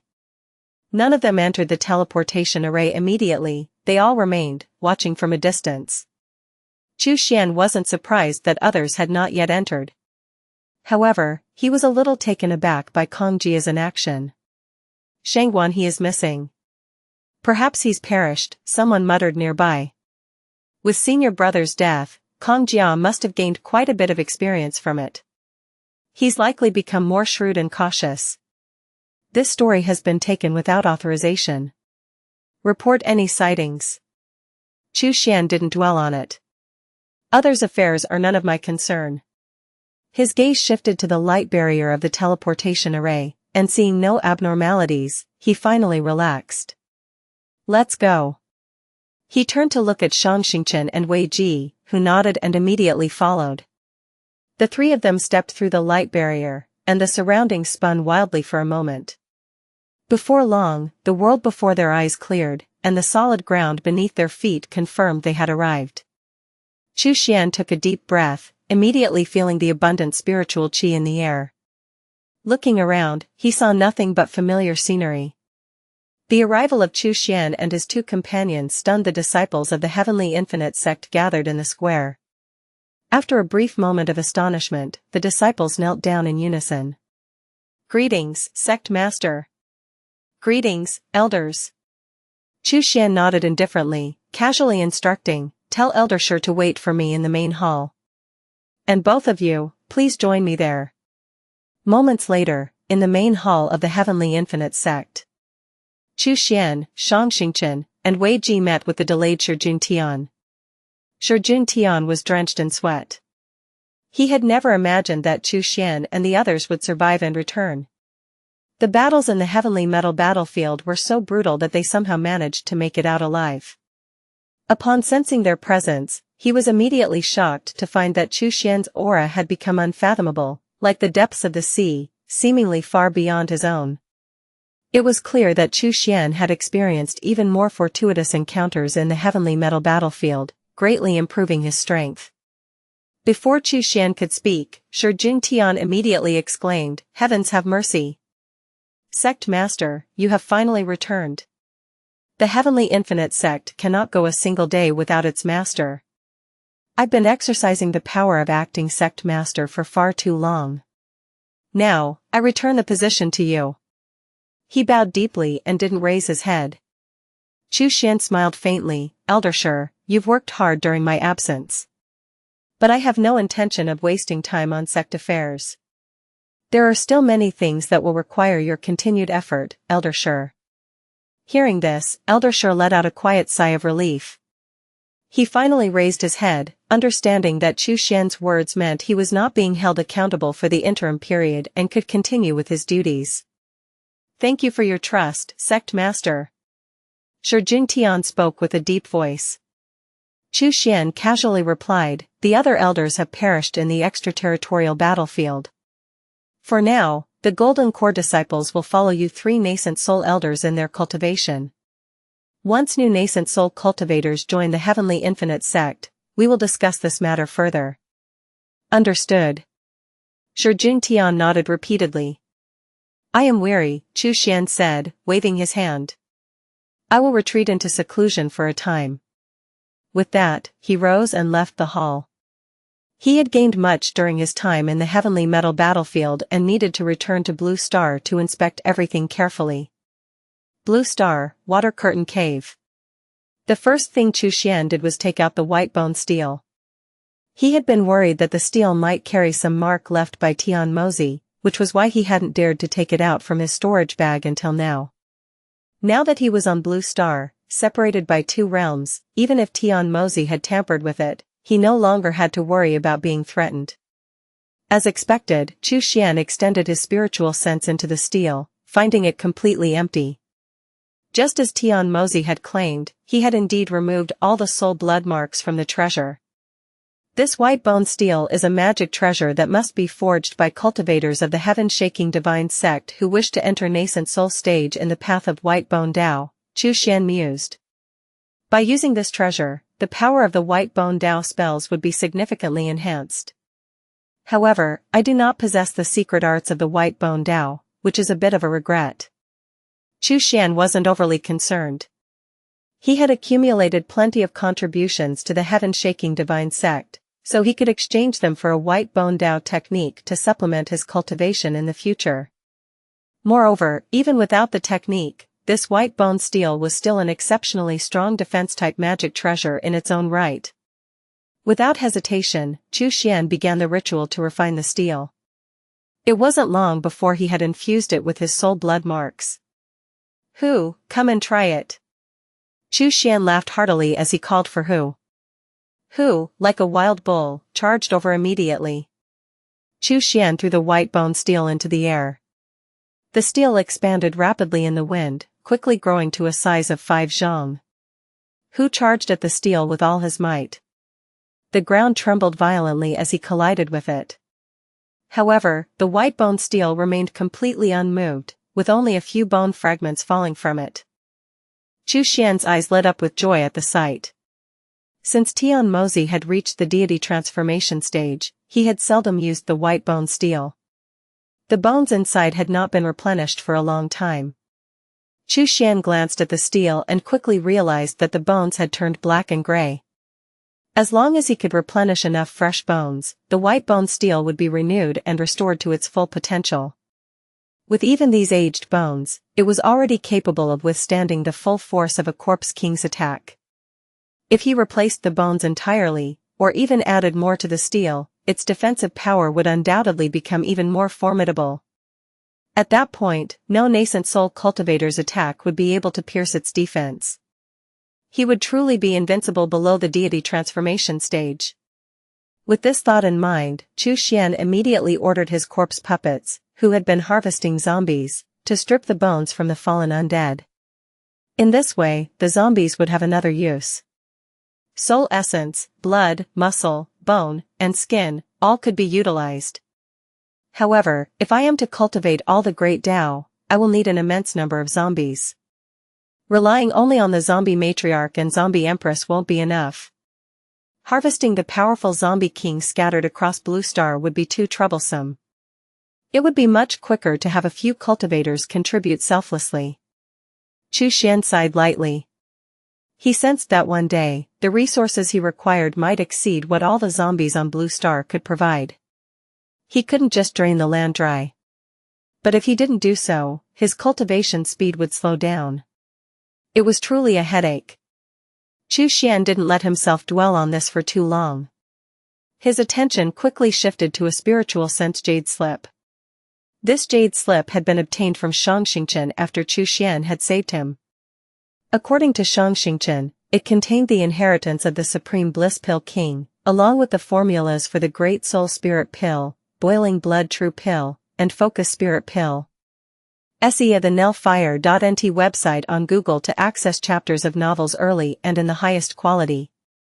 The Supreme Bliss Pill King. I seem to recall something about him, Xuan murmured as he closed his eyes to recollect. Before long, a detailed image of the person emerged in his mind. The Supreme Bliss Pill King was a deity transformation cultivator from the Exquisite Treasures Alliance and a renowned deity transformation alchemist. His name was widely known across the region. Not only did the cultivators of the Exquisite Treasures Alliance regularly seek his alchemical services, but even the Reincarnation Divine Sect, the Heaven-shaking Divine Sect, and several surrounding 6th-level cultivation sects had deity transformation cultivators who sought him out for alchemical concoctions. The Supreme Bliss Pill King's partner had once gone out to search for treasures but had unknowingly become infested by an ancient parasitic insect, suffering greatly. The Supreme Bliss Pill King had used every possible means to try and expel the ancient parasitic insect, but to no avail. As he saw his partner on the brink of death, he had no choice but to venture out in search of rare heavenly treasures, hoping to forge a nascent soul stage elixir that could forcefully aid in his partner's recovery.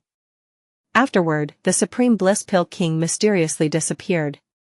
Many speculated that he had likely perished during his quest for these treasures. After all, the world was full of perilous and desolate places.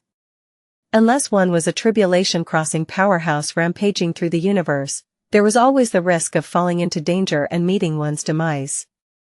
Xuan had obtained a great deal of information from the Exquisite Treasures Alliance cultivator Jin Dafu's storage ring after slaying him, including details about the Supreme Bliss Pill King. Now, Xuan placed the spiritual sense jade slip to his forehead. If you find this story on Amazon, be aware that it has been stolen. Please report the infringement. Moments later, a look of joy spread across his face. It was indeed a treasure. Inside was the Supreme Bliss Pill King's lifetime of alchemical knowledge.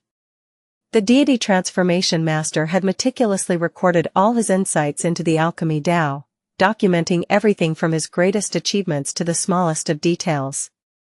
However, due to the overwhelming volume of information, a single spiritual sense jade slip could not contain it all. The Supreme Bliss Pill King's teachings were divided into 3 separate jade slips.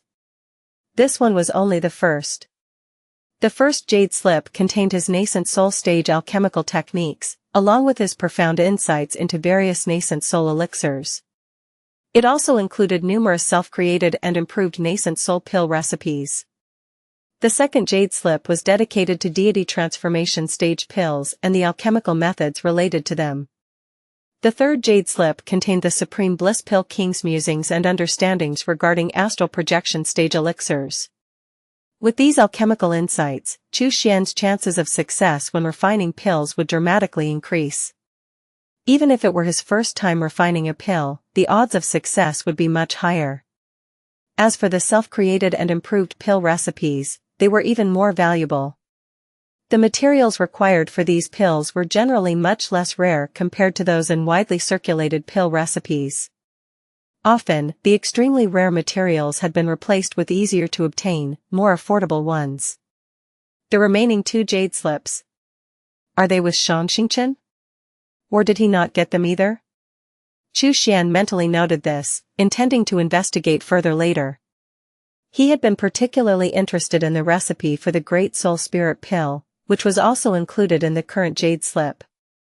It requires a large quantity of soul essence, as well as purple soul flowers and spiritual shadow roots. The purple soul flowers are easy enough to grow, just plant them in the bodies of the zombies. But the spiritual shadow roots require spiritual chi to grow, and they take an extremely long time to mature. If I need to purchase them, it will cost me a lot of spiritual stones. Xuan frowned. His gaze suddenly landed on a large glass vat inside his cave residence. The vat appeared to contain nothing more than ordinary soil. However, only Xuan knew that this soil had been soaked in purifying soul gold rain. At first, he had worried that the soil might contain some insects or other small creatures that had been exposed to the rain, and if they gained spiritual intelligence, they might cause trouble, disrupting his cultivation and bringing disaster. Thus, he had carefully removed the soil, using his spiritual sense to eradicate all plant seeds and insect eggs before placing it in the glass vat. Since then, nothing unusual had appeared in the vat, and he had forgotten about it. But now, as he needed to plant spiritual herbs, he suddenly remembered this meritorious soil. I wonder if this soil, soaked in soul-cleaning gold rain, has any special properties?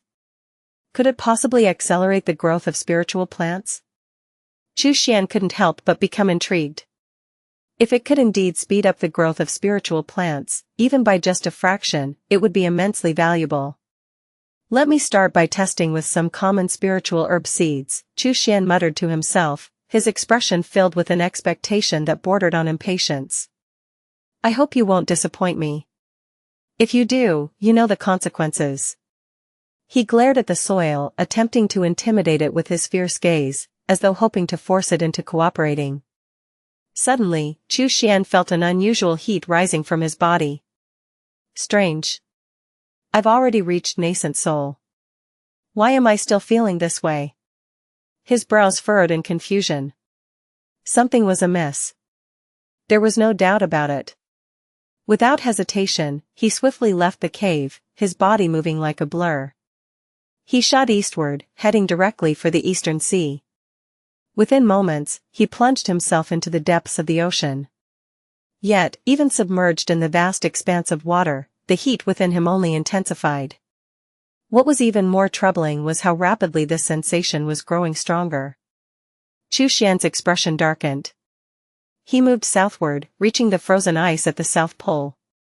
He immersed himself in the ice, hoping its cold would quell the growing internal heat. But even surrounded by ancient ice that had never melted for millennia, the fire inside him only surged more fiercely. To his shock, the ice around him began to melt. A burning fire, as if appearing from nowhere, had somehow manifested beneath him. It was not a fire he had summoned, yet it seemed to materialize out of thin air, following him wherever he went. Earth-fire tribulation. Xuan's eyes widened as realization dawned upon him. In his path to higher realms, a cultivator would inevitably face heavenly tribulations. He had already survived the nascent soul heavenly tribulation. But this was the earth-fire tribulation, something he had only read about in ancient texts. It was said that this tribulation manifested when a cultivator was breaking through into certain hidden small realms. Could it be that I've truly stepped into the soul transformation realm? Is that what? Chapter 391, Good News from the Upper Sect Plus, Turn Off Reset. Xuan focused his attention inward, inspecting his nascent soul. The ghost shadow worm, having consumed enough shadows, was already on the verge of cocooning. After being placed into the nascent soul, it began to wrap the soul in its cocoon. According to the soul transformation secret method, once the ghost shadow worm breaks free from its cocoon, the first transformation would be considered a success. There was no need for the cultivator to pay excessive attention during this process. Now, as Xuan observed his nascent soul once again, he indeed saw that the cocoon had begun to be gradually gnawed away. From within, the intense golden light of the Tao's golden lotus radiated forth. It was evident that the first transformation had been completed. Thus, the earth-fire tribulation had begun. This ancient cultivator clearly didn't succeed, otherwise, he wouldn't have omitted the earth-fire tribulation from his records. Xuan couldn't help but rub his forehead. However, the golden age of cultivation in the past may have been quite different from the present, he mused. Perhaps back then, the heavenly thunder tribulation and earth-fire tribulation didn't even exist? Xuan shook his head and refocused on the task at hand. He gazed at the raging earth-fire beneath him, his back glowing with the appearance of the four-tiered merit golden wheel. The brilliant hues of rainbow light and golden merit shone around him, elevating him to a divine, saintly stature. Still not retreating? Xuan bellowed. However, the earth-fire tribulation continued to burn without any sign of retreat. It didn't seem to notice the presence of the merit golden wheel at all. Xuan frowned. Little fire sprite, don't you understand? Your elder brother, the thunder tribulation, fled as soon as I shouted at it. Why are you still hanging around here? Can't you see I've issued the expulsion order? He tried several more times, even bringing the merit golden wheel right next to the earth fire. Yet, the fire didn't weaken in the least. In fact, it burned even more fiercely, threatening to engulf Xuan entirely. Forget it. This earth fire tribulation doesn't understand human speech. Anyway, my strength is formidable enough. I can endure this earth fire tribulation easily by brute force. Without even activating his spiritual chi, Xuan relied solely on his physical strength from the 38th layer of body refinement to withstand the flames. The roaring fire couldn't so much as singe a hair on his body. After roughly an hour, the earth fire finally began to subside and eventually vanished. Xuan opened his eyes again. To his surprise, his body had been completely revitalized. The fire's scorching heat had not harmed him in the slightest, rather, it had helped refine his body. He felt that he was now only a step away from reaching the 39th layer of body refinement. Xuan glanced down. He noticed that the portion of the Antarctic continent beneath him had melted by nearly half. This is bad, he thought. At this rate, the sea level will rise, flooding many areas. If this indirectly leads to the death of many people, my merits will be lost. Without a moment's hesitation, Xuan immediately unleashed his ice magic. The ice god pillars erupted one after another in various locations, shattering and rising with tremendous force. He darted through the air, activating the ice crystal divine light escape. Wherever he passed, the melting ice rapidly refroze. He circled around the Antarctic continent, ensuring the signs of glacier melting had stopped. Since it was his actions that had caused the melting and now had reversed them, there were neither merits nor sins accumulated. With the situation now secure, Xuan finally departed. Taken from Royal Road, this narrative should be reported if found on Amazon. I am already a mature nascent soul master, I must consider the consequences of everything. This time, I truly didn't expect the earth fire tribulation to appear. It nearly caused a great disaster. Xuan shook his head repeatedly, immediately reflecting on the lessons learned from this experience. Merit was the foundation of his existence. How could he casually allow his merit to diminish? What changes occurred in my nascent soul after this transformation? Returning to the water curtain cave, Xuan immediately turned his attention inward to examine his nascent soul. To his surprise, he discovered that the color of his nascent soul had already shifted toward purple. Not only had its size increased slightly, now resembling a 7- or 8-year-old child, but its form had also solidified significantly. The facial features were now nearly fully visible. It was important to note that for most nascent soul cultivators, the nascent soul figure lacked distinct facial features or they remained unclear. Only upon reaching the 9th layer of nascent soul cultivation would the nascent soul figure resemble that of a 5- or 6-year-old child. It was only after reaching the deity transformation stage that the nascent soul would grow into the form of a young adolescent, with all features fully revealed. With a flick of his mind, Xuan summoned the ghost shadow worm into his palm. This little creature was no longer the purple worm it had once been. A pair of wings had sprouted from its back, but the wings were marked with ghostly faces, which gave off a chilling aura. The moment it appeared, it transmitted a thought. Starving. Food. Xuan smiled gently. Don't worry, I have plenty of shadows here. With a sweeping motion of his hand, a large group of lively, twitching zombies was quickly brought over. The ghost shadow worm immediately flew into them and eagerly feasted on the zombies' bodies. Xuan settled down as well, using the dark falcon blood and flesh produced by the psionic cube to cultivate the 1000 refinements dragon elephant technique, improving his body refinement. And so, 3 years passed in the blink of an eye. Xuan's body refinement realm smoothly broke through to the 39th layer of body refinement. Having consumed enough shadows, the ghost shadow worm flew back into his body, reforming its cocoon within his nascent soul. Once it broke free from the cocoon, Xuan's nascent soul would reach the 2nd transformation level, further solidifying its form. If this process were repeated once more, Xian's nascent soul would successfully complete the third transformation. As for how much the success rate would improve, that remained uncertain, dependent on the circumstances at the time.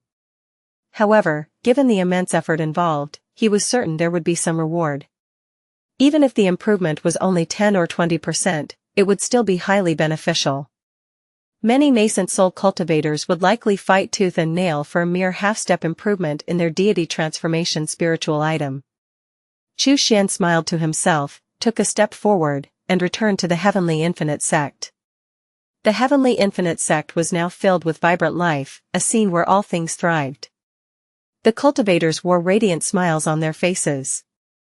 This was because their sect master, Xian, had announced the repeal of Elder Shi Juantian's previous regulations and the strict cultivation standards. As a result, many cultivators were able to avoid the grim fate of being sent to the Corpses Valley or the Ghost Caverns, and naturally, they were filled with gratitude toward Xian. At this moment, Xian sat in a small pavilion by Flying Fish Lake, his eyes closed in deep thought. Below, Yuan Zichu stood respectfully, silent as ever. Not bad. You've done well, Xian nodded slightly, flicking his hand to summon a storage bag. Those who serve me must be rewarded. Yuan Zichu's heart soared with joy. Thank you, Sect Master.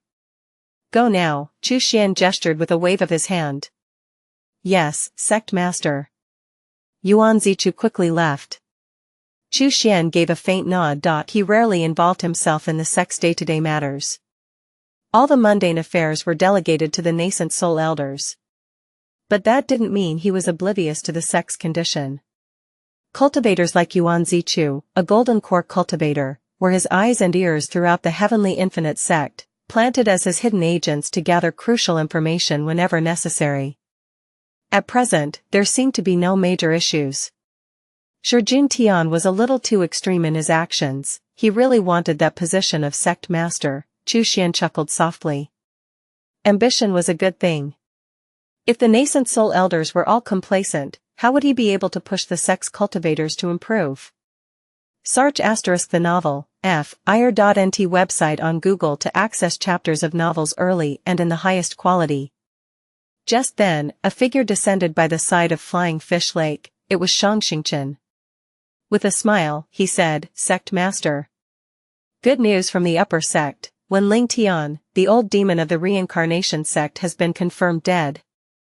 The upper sect now calls for all of us to act, seize the cultivation stars under the Reincarnation sect's control, and save the people from their peril. We must also prevent the Exquisite Treasures Alliance and other sects from occupying. Xian was slightly taken aback upon hearing this. A cultivator who had stepped into the astral projection, a true ancestor, was dead just like that? Could it be a false report, a trick by the Reincarnation sect to lure their enemies deeper? Xianxia seemed to sense his thoughts and spoke in a low voice, Sect Master, rest assured, this is the command from the Creation Cave Heaven, issued to the Level 7 cultivation sects. Your Sect Master token should have received the news as well. Xian raised an eyebrow, immediately pulling out his Sect Master token. This token had been mostly useless, so he had left it tucked away in a corner. Now that he took it out, it indeed vibrated with a powerful energy. Xian infused it with his spiritual qi, and a deep, resonant voice immediately emanated from it.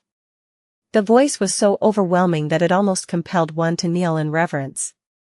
Creation Cave Heaven Cave Master's Order, the Reincarnation sect's astral projection cultivator, Ling Tian, attempted to use forbidden powers to break through his boundaries.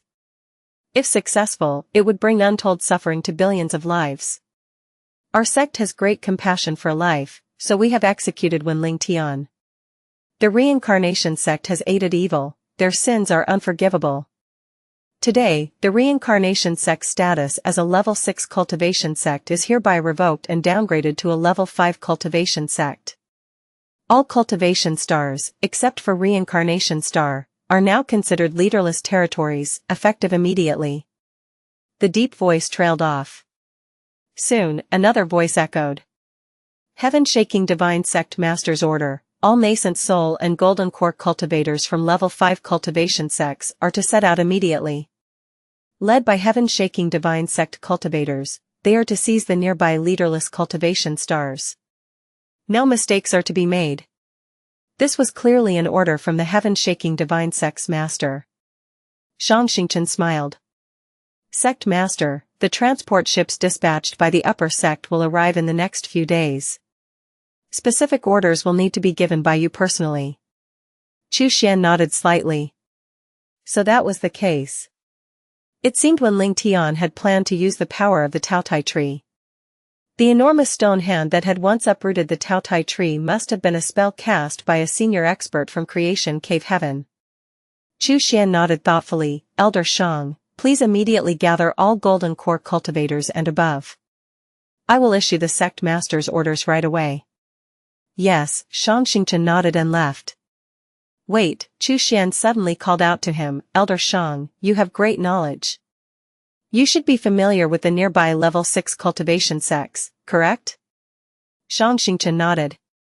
I have some understanding. Xuan continued, good.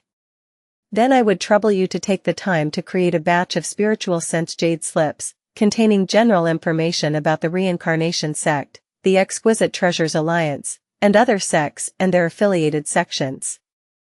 Xianxia immediately understood what he meant, smiling as he nodded. Sect Master, you really do take good care of your disciples. I understand what you need. I'll get to work right away. After he left, a look of satisfaction spread across Xuan's face. Now was the perfect time to strike when the Reincarnation Sect was down. With their astral projection ancestor gone, they would surely become a scattered mess. If not now, then when? As expected. When Xuan issued the orders to the nascent soul and golden core cultivators of the Heavenly Infinite Sect, their faces lit up with surprise. Although they didn't fully understand the intricate politics between large sects, it was clear that the Reincarnation Sect had now become a crumbling power, scattered like monkeys when the tree fell. This was the perfect time to strike. Stolen from its rightful author, this tale is not meant to be on Amazon. Report any sightings. Even if the golden core cultivators were to battle over other cultivation stars, they were sure to reap some benefits. Perhaps they would even obtain some nascent soul spiritual objects, aiding them in their own breakthrough towards the nascent soul realm. As for Xianxia, Shijun Tian, and Wei Ji, 3 nascent soul cultivators, they were even more excited. Xuan spoke in a clear, commanding voice, prepare yourselves now. As soon as the transport ships from the upper Sect arrive, we will set off immediately. Yes, the cultivators answered in unison, their voices resounding like thunder. 3 days later, a menacing black transport ship indeed arrived outside Mystic Azure Star. The ship flew under a massive banner, upon which were written 2 bold words, heaven-shaking. This was the heaven-shaking Divine Sect's transport ship. While the heaven-shaking Divine Sect ships were not as impressive as those of the Exquisite Treasures Alliance, they still held great significance. These transport ships served as bridges between cultivation stars, enabling the connection of distant worlds. Without sufficient ships, the heaven-shaking Divine Sect's rule could not be fully established. Fellow Daoist Chu. I am Tian Muzin, nascent soul steward of the heaven-shaking Divine Sect. I am Zhang Jianzhou, nascent soul steward of the heaven-shaking Divine Sect. 2 figures leaped from the ship. One was robust and imposing, the other was tall and slender. The 2 walked toward Xuan, one in front, the other following closely behind. Xuan, Xianxia, Wei Ji, and Shijun Tian all cupped their hands in greeting. Stewards Tian and Zhang, a pleasure. Tian Muzin smiled warmly, fellow Daoist Chu, I've heard much about you. Zhang Jianzhou, on the other hand, simply nodded toward Xuan before laughing heartily and walking toward Shijun Tian. Junior brother, it's been a long time. Shijun Tian's face lit up with excitement. Senior brother Zhang, it really is you. The 2 had once been disciples under the Bloodwing True Lord of the Reincarnation Sect. However, Shijun Tian had chosen to come to Mystic Azure Star to sabotage the Feather Transformation Heaven Palace. After the Mystic Azure battle, he decided to stay in the Heavenly Infinite Sect and serve as an elder. Zhang Jianzhou, on the other hand, had remained in the heaven-shaking Divine Sect, continuing his cultivation at heaven-shaking star. The two had not seen each other for many years. Tian Muzan chuckled apologetically, fellow Daoist Zhang and fellow Daoist Shi are senior and junior brothers. It's been a long time since they last met, so naturally, there's a bit of excitement. I hope fellow Daoist Chu will not mind. Chu Xian nodded slightly, not minding such trivial matters. Tian Muzan smiled and said, I trust fellow Daoist Chu is already aware of the sect leader's command. Please, everyone, board the ship. Our destination is Holy Flame Star, where the ruling sect is the Red Flame Pavilion. Chu Xian smiled and nodded. With a wave of his hand, the Heavenly Infinite Sect disciples boarded the ship in an orderly fashion. A group of Foundation establishment cultivators stood respectfully below, watching them depart. As the transport ship took off, soaring into the starry sky, the disciples of the Heavenly Infinite Sect bowed deeply and shouted in unison, Farewell, Sect Master. Farewell, Elders. At the forefront of the Foundation establishment disciples stood two golden core cultivators. Both were older in age, their strength having waned. Aware of their inability to contend in battle, they had voluntarily requested to stay behind and defend the sect. Once aboard the transport ship, Chu Xian glanced at Xianxia, who nodded. He immediately ordered for the spiritual sense jade slips to be distributed to each golden core cultivator. Know thyself and know thy enemy, and you will never be defeated. Chu Xian had asked Xianxia to prepare these spiritual sense jade slips to ensure that the disciples of the Heavenly Infinite Sect had a rough understanding of their enemies. This way, when it came to battle, they wouldn't be blindsided, unaware of the enemy's usual tactics. He didn't do this out of kindness, however, or a desire to protect every golden core disciple. His primary intent in distributing the spiritual sense jade slips was to help them secure victories in battle, to plunder as many treasures as possible. This way, they could contribute back to the Heavenly Infinite Sect, which would in turn benefit him, as the sect master. The more prosperous the sect, the more contributions he would earn from the heaven-shaking divine sect. Boom! A protective spiritual light rose from the transport ship, enveloping all the cultivators inside. After a brief surge of acceleration, the ship shot through mystic azure star's atmosphere and into the boundless expanse of the starry sky. In the blink of an eye, the vast sea of stars unfolded before their eyes. The golden core cultivators looked on in astonishment. Though Chu Xian had used the ancient teleportation array many times to travel between the outer battlefield and mystic azure star, this was his first time witnessing the starry skies of this world in such a context. Naturally, his heart was stirred. Chu Xian smiled and asked, Fellow Daoist Tian, how many days will it take to reach Holy Flame Star? Tian Muzan pondered for a moment. Holy Flame Star is quite distant from Mystic Azure Star. We'll need to stop at Dawn Star to resupply with spirit stones before proceeding to Holy Flame Star. Altogether, it will take about 40 days. He then sighed a little. After all, our heaven-shaking divine sect's transport ship has some limitations in speed. The crazy warrior ship has a travel speed of only 30 million miles per day, which is even slower than the exquisite Treasures Alliance's Swift Falcon-class ships. Chu Xian raised an eyebrow. Fellow Daoist Tian seems to know a lot about transport ships? Tian Muzan's eyes brightened. Of course. In my spare time, I enjoy studying transport ships the most. Without waiting for Chu Xian to respond, he continued, Exquisite Treasures Alliance's ships are classified into 3 grades. First, the Swift Falcon-class ships, which travel at a speed of about 35 million miles per day. Then, the Azure Eagle-class ships, traveling at about 50 million miles per day. As for the Flying Dragon-class ships, the difference is considerable. The lowest speed is 70 million miles per day, and the fastest ones, I've heard, can exceed 100 million miles. Tian Muzan's eyes were filled with envy. I really wish our heaven-shaking divine sect had ships like those. Chu Xian nodded thoughtfully. What about the Golden Dragon ship of the Exquisite Treasures Alliance? What class is that? Tian Muzan exclaimed, the Golden Dragon ship? That's a Flying Dragon-class ship. Its speed is incredibly fast. I remember that the captain of that ship is Jin Dafu, the son of the Grand Elder of Exquisite Treasures Alliance. However, it seems that the Golden Dragon ship has gone missing. What a pity. If I could get my hands on that ship, I'd thoroughly study it. Xuan sighed deeply.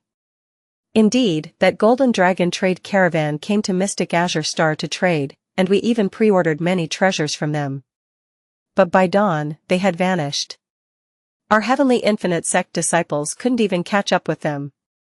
At this, Xianxia, Wei Ji, and Shijun Tian all nodded in agreement. Wei Ji, in particular, gritted his teeth, evidently recalling the spirit stones he had lost to Jin Dafu. Tian Muzin gave a sympathetic look. The Golden Dragon caravan was so untrustworthy. I once held them in high regard.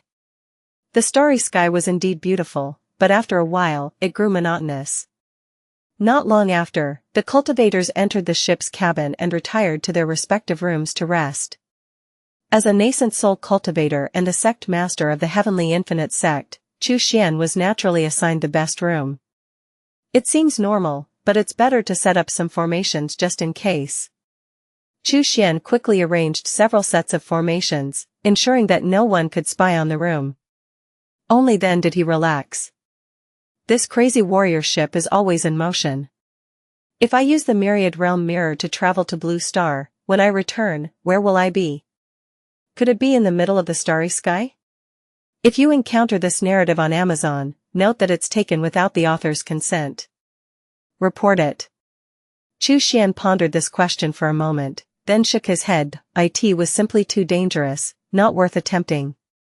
He was also concerned that there might be a formation on the transport ship capable of scanning the entire situation.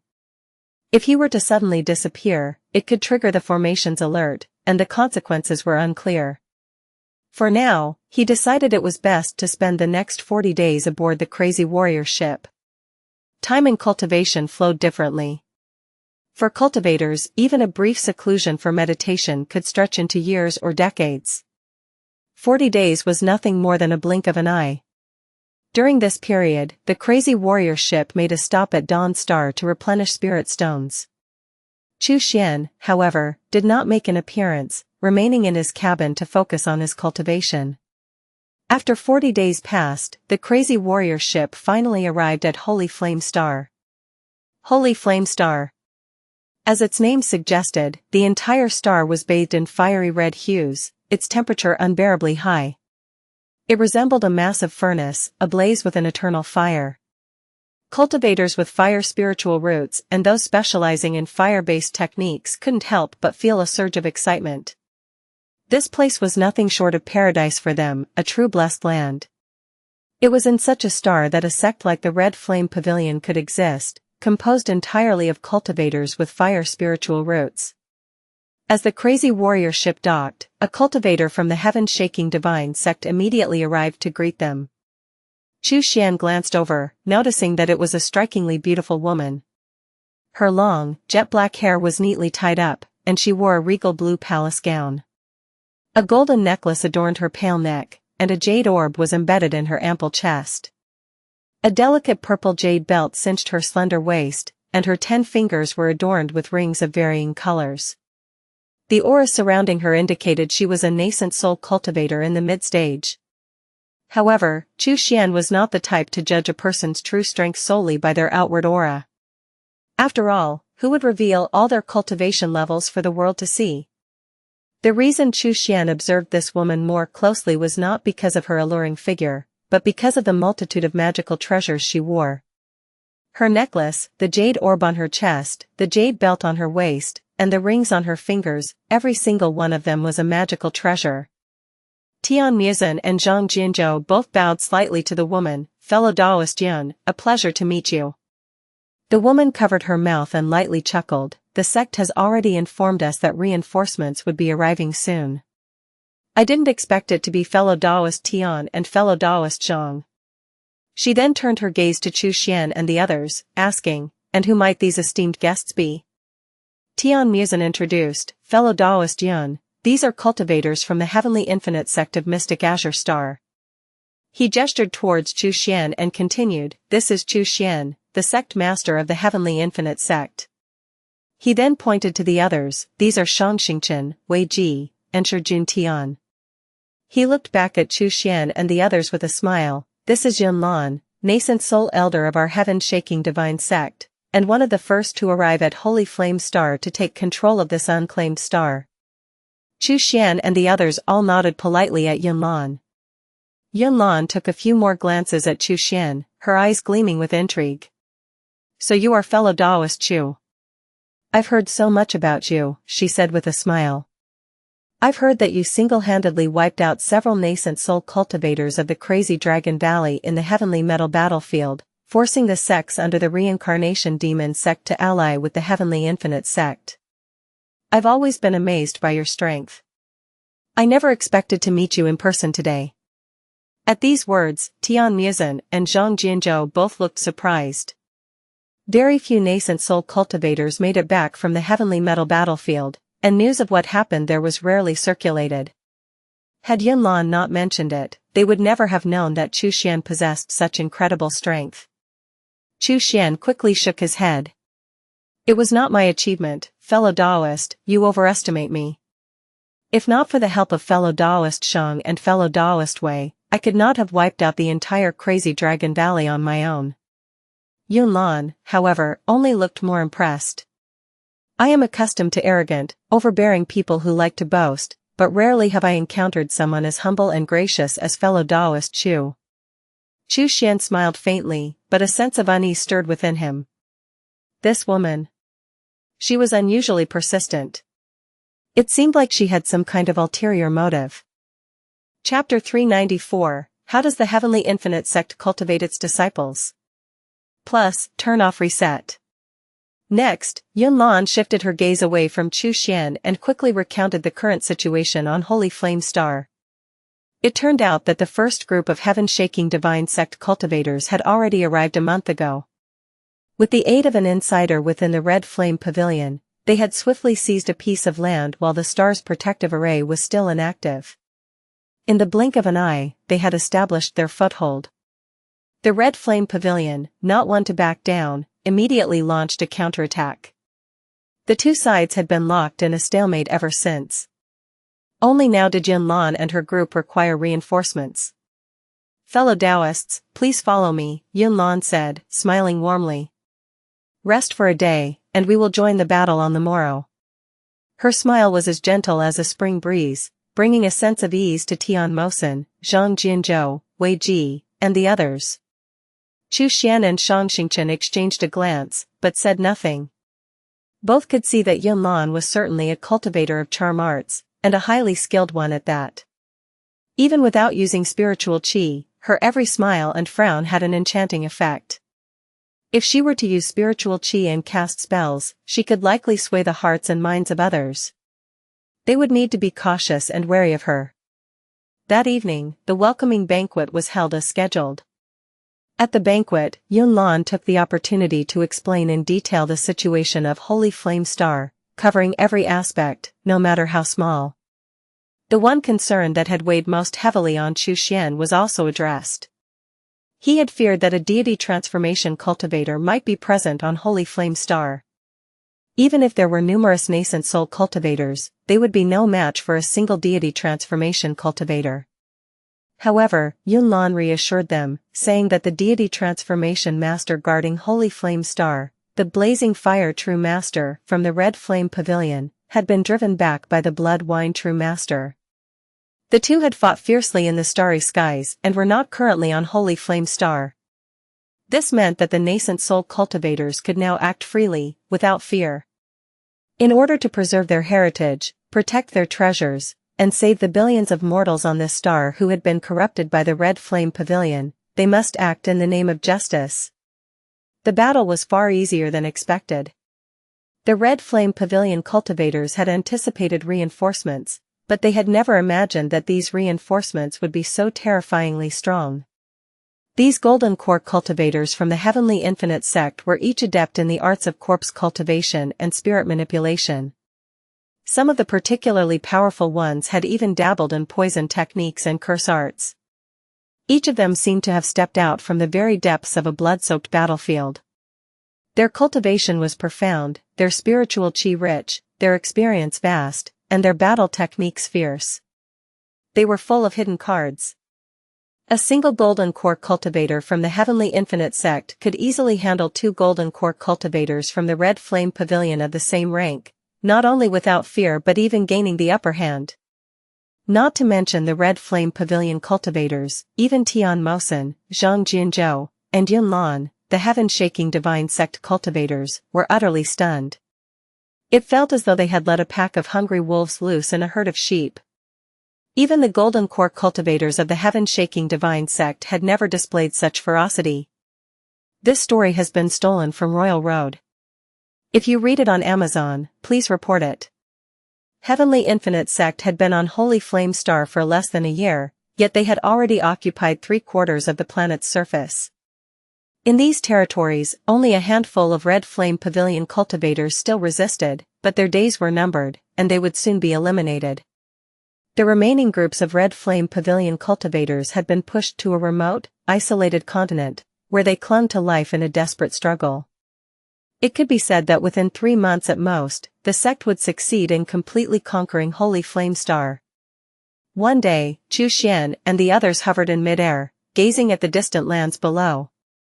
The battle reports submitted by the soldiers had already been compiled and were now in the hands of the nascent soul cultivators.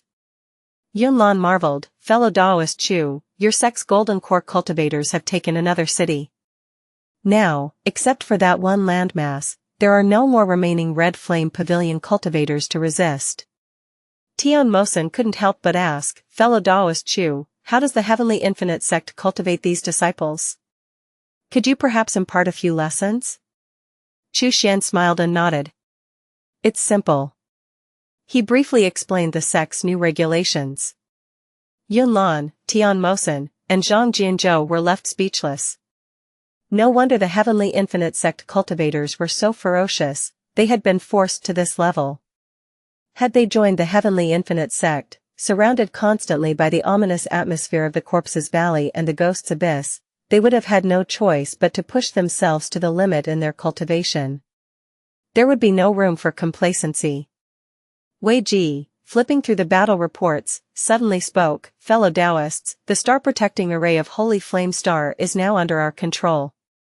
I suggest we activate the array now, to prevent other sects like the Exquisite Treasures Alliance or Great Joy Temple from coming in to seize a piece of the pie." Holy Flame Star was quite close to the territory of the Exquisite Treasures Alliance. The news of the Reincarnation sect being demoted to a Tier 5 sect in the cultivation world could hardly have gone unnoticed. In Xuan's view, the Exquisite Treasures Alliance was indeed highly likely to take advantage of this opportunity to claim the spoils and seize Holy Flame Star. If that happened, another fierce battle was inevitable. If they activated the star-protecting array now, they could keep the enemies out of the star system. As long as they couldn't get cultivators onto Holy Flame Star, even if the Exquisite Treasures Alliance wished to take the planet, it would be a difficult task. After Wei Ji spoke, Xuan and Xianxia both nodded in agreement. However, Yun Lan shook her head, smiling gently as she covered her mouth. Logically, the star-protecting array should indeed be activated, but what you don't know is that the sect has only allocated so many spirit stones. If we activate the star-protecting array, we will need to use spirit stones from our own storage. The consumption of the array per moment is terrifying, it's far beyond what we can sustain. She paused for a moment before continuing, "Moreover, the Exquisite Treasures Alliance has shown no signs of heading toward Holy Flame Star recently. Instead, several merchant caravans have set their sights on Fiery Sky Star and Crazy Dragon Star. The resources there are clearly far superior to those of Holy Flame Star." Upon hearing this, Tian Mosen and Zhang Jianzhou both nodded in agreement. When working for the sect, one must consider the gains and losses. With such a meager annual stipend, it would hardly make sense to engage in a losing trade. Xuan furrowed his brow slightly. Her reasoning was valid, but something about it didn't sit right with him. Ever since arriving on Holy Flame Star, he had been plagued by a feeling of unease. It was as though some great calamity was on the horizon. Yet, now was the critical moment to finally wipe out the remnants of Red Flame Pavilion, and he could not afford to back out. He had no choice but to remain focused on overseeing the battle. Yunlan smiled. Fellow Taoists, the remnants of Red Flame Pavilion won't last much longer. We'll rest for a few days.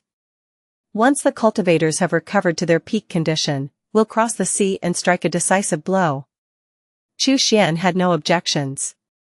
That night, he returned to a temporary cave residence that had been set up for him. Before he could even sit down in meditation, a respectful voice rang from outside. Reporting to the Sect Master, here is the list of our Sect's fallen cultivators in recent battles. Xuan strode out and took the list from Yuan Zichu. The Golden Core cultivators of the Heavenly Infinite Sect had been the main force in the ongoing conflict on Holy Flame Star. The nascent soul cultivators, including Xuan, rarely intervened unless absolutely necessary. By staying out of the fray, the remaining nascent soul cultivators of Red Flame Pavilion were hesitant to make a move, thus delaying their action. As a result, the casualties among the Golden Core cultivators were the heaviest. Xuan quickly scanned the list. Fu Peng died in the Nether Fire Valley? His brow furrowed. Yuan Zichu responded in a low voice. Fu Peng was chasing a late-stage Golden Core cultivator of Red Flame Pavilion and followed him into the Nether Fire Valley. He never came out.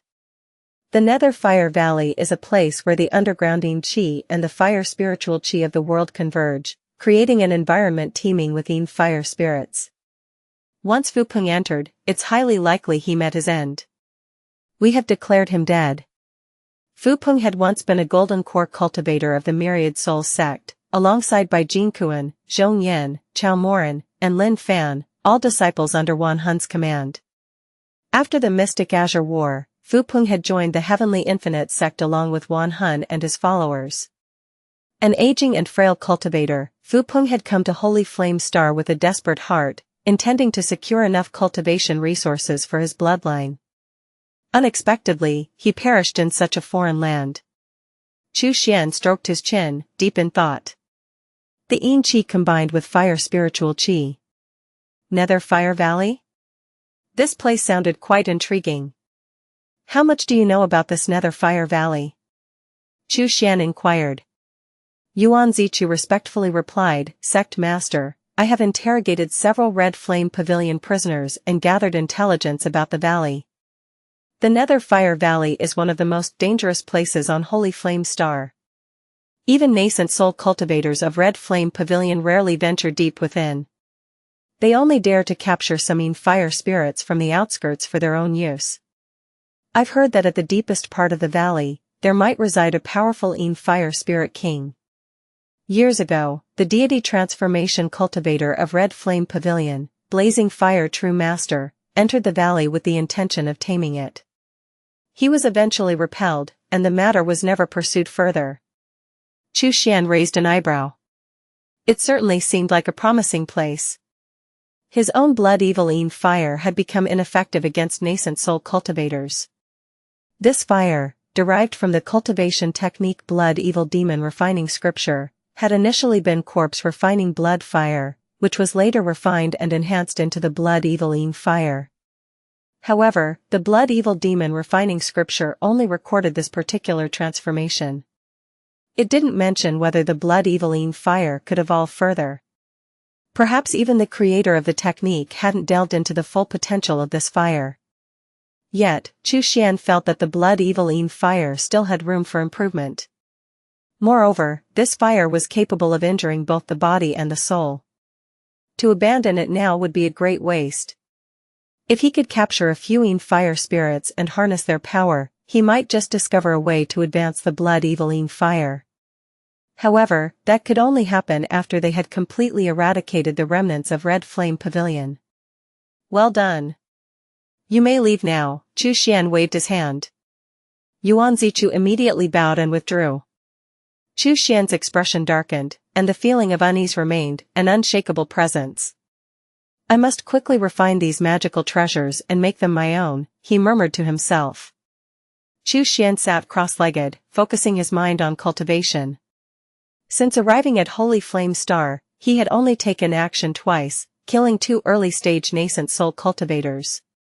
Their storage bags contained a few high-grade magical treasures, which, given the severe depletion of his own treasures, was already quite a fortunate haul. The story has been illicitly taken. Should you find it on Amazon, report the infringement. After all, many of his magical treasures had been lost to that old monster. The Frost bottle and the lifespan ghost had been recovered, but in the rush, he hadn't managed to retrieve the 2 Icy Sun crossbows. Coupled with the destruction of the Iron Peak Mountain and the Dragonsnake flying sword, it had truly pained him. Now, though, he was refining a few magical treasures. While they weren't top tier, at least they were high grade, ensuring that he wouldn't be left without treasures to use during combat. A few days later, the night before the battle, Chu Xian, Xianxia, and Wei Ji were cultivating in their respective caves. Meanwhile, Yun Lan, Tian Musen, Zhang Jianzhou, and Shijun Tian gathered together in one place. Shijun Tian glanced around, noticing only the 4 of them, and couldn't help but express confusion. Senior Sister Yun, why have you only called me here? Shouldn't the 3 of them, Sect Master Chu and the others, have been invited as well? I'll go fetch them. Yun Lan smiled slightly. No, this time I only called you, because the 4 of us are from the Divine Sect. The 3 of them are from Heavenly Infinite Sect and are from our subordinate sect. Shijun Tian paused. His years of experience told him that Yun Lan had called him here to discuss something that only the Divine Sect disciples should hear. Please, Senior Sister Yun, go ahead, Shijun Tian said in a low voice. Yun Lan smiled gently. Junior brother, you should know of the Golden Dragon Merchant Guild, yes? Shijun Tian nodded. I know. Yun Lan continued, the Grand Elder of the Exquisite Treasures Alliance, Jin Yaozu, believes that the Golden Dragon Merchant Guild couldn't have disappeared without reason. Since the last place they appeared was Mystic Azure Star, and the strongest cultivator there is Chu Xian, the disappearance of the Golden Dragon Merchant Guild is likely connected to him. Therefore, he intends to invite Chu Xian to Exquisite Treasures Alliance to question him about the guild's whereabouts. Shijun Tian's heart sank. Invite? It certainly wasn't a simple invitation. If Chu Xian were to be taken to Exquisite Treasures Alliance, it would undoubtedly end in a soul search. Shijun Tian spoke in a low voice, this isn't good. No matter what, Chu Xian is still a nascent soul elder. Yun Lan smiled slightly. Though we're all nascent soul elders, we of Divine Sect were personally trained, while Chu Xian only achieved this rank after reaching nascent soul. Can we really equate the two? Shijun Tian's expression became one of reluctance. Senior Sister Yun, are you planning to take action yourself? Chu Xian is extremely powerful. It may take all 4 of us together to capture him alive. But if we do that, it may give the remnants of Red Flame Pavilion an opening. That would delay the Sect Master's orders. Zhang Jianzhou laughed heartily. Junior brother, do you think Senior Sister Yun didn't consider this point? Let me be frank with you. Jin Yaozu has already hired a group of rogue cultivators from the Star Shatter Sea. They'll arrive at Holy Flame Star tomorrow. At that time, they'll capture Chu Xian alive and bring him back to Exquisite Treasures Alliance. When they leave, they'll also take the opportunity to suppress the remnants of the Red Flame Pavilion. In this way, we will not only avoid delaying the Sect Master's orders but also fulfill Jin Yaozu's commission. A win-win situation. Why not take advantage of it? Shijun Tian opened his mouth to say something, but Tian Musen interjected, Jin Yaozu has promised 2 vials of soul-nourishing essence, 300 large spirit stones, and 5 vials of true barrier-breaking pills. True barrier-breaking pills, a top-grade nascent soul pill, were an upgraded version of the barrier-breaking pills. Even nascent soul cultivators, upon consuming them, could break through some of the more troublesome bottlenecks. As such, they were highly valuable and nearly on par with the best nascent soul pills. As for the soul-nourishing essence, its effects needed no elaboration.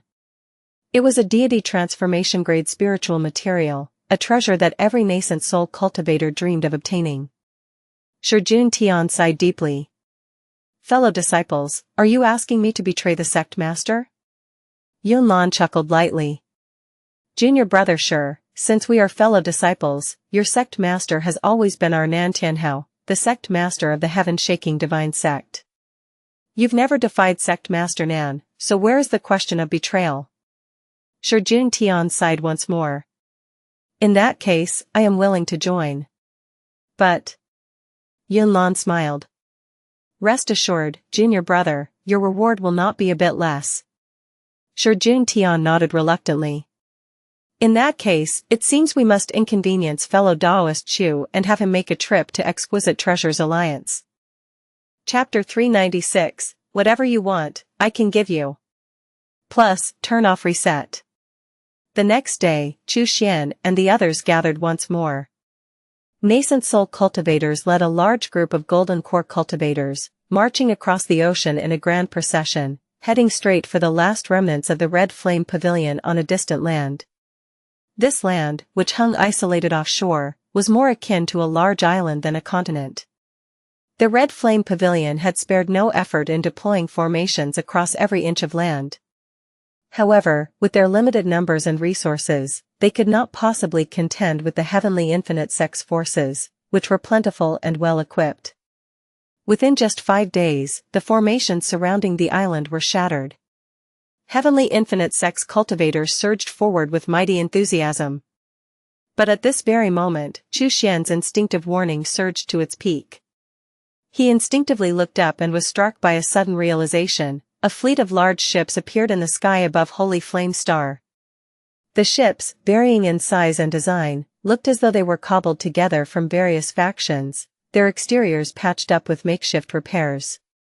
Despite their ragged appearance, there was no doubt that these ships, lacking the protection of the star protection array, had been able to enter Holy Flame Star unhindered.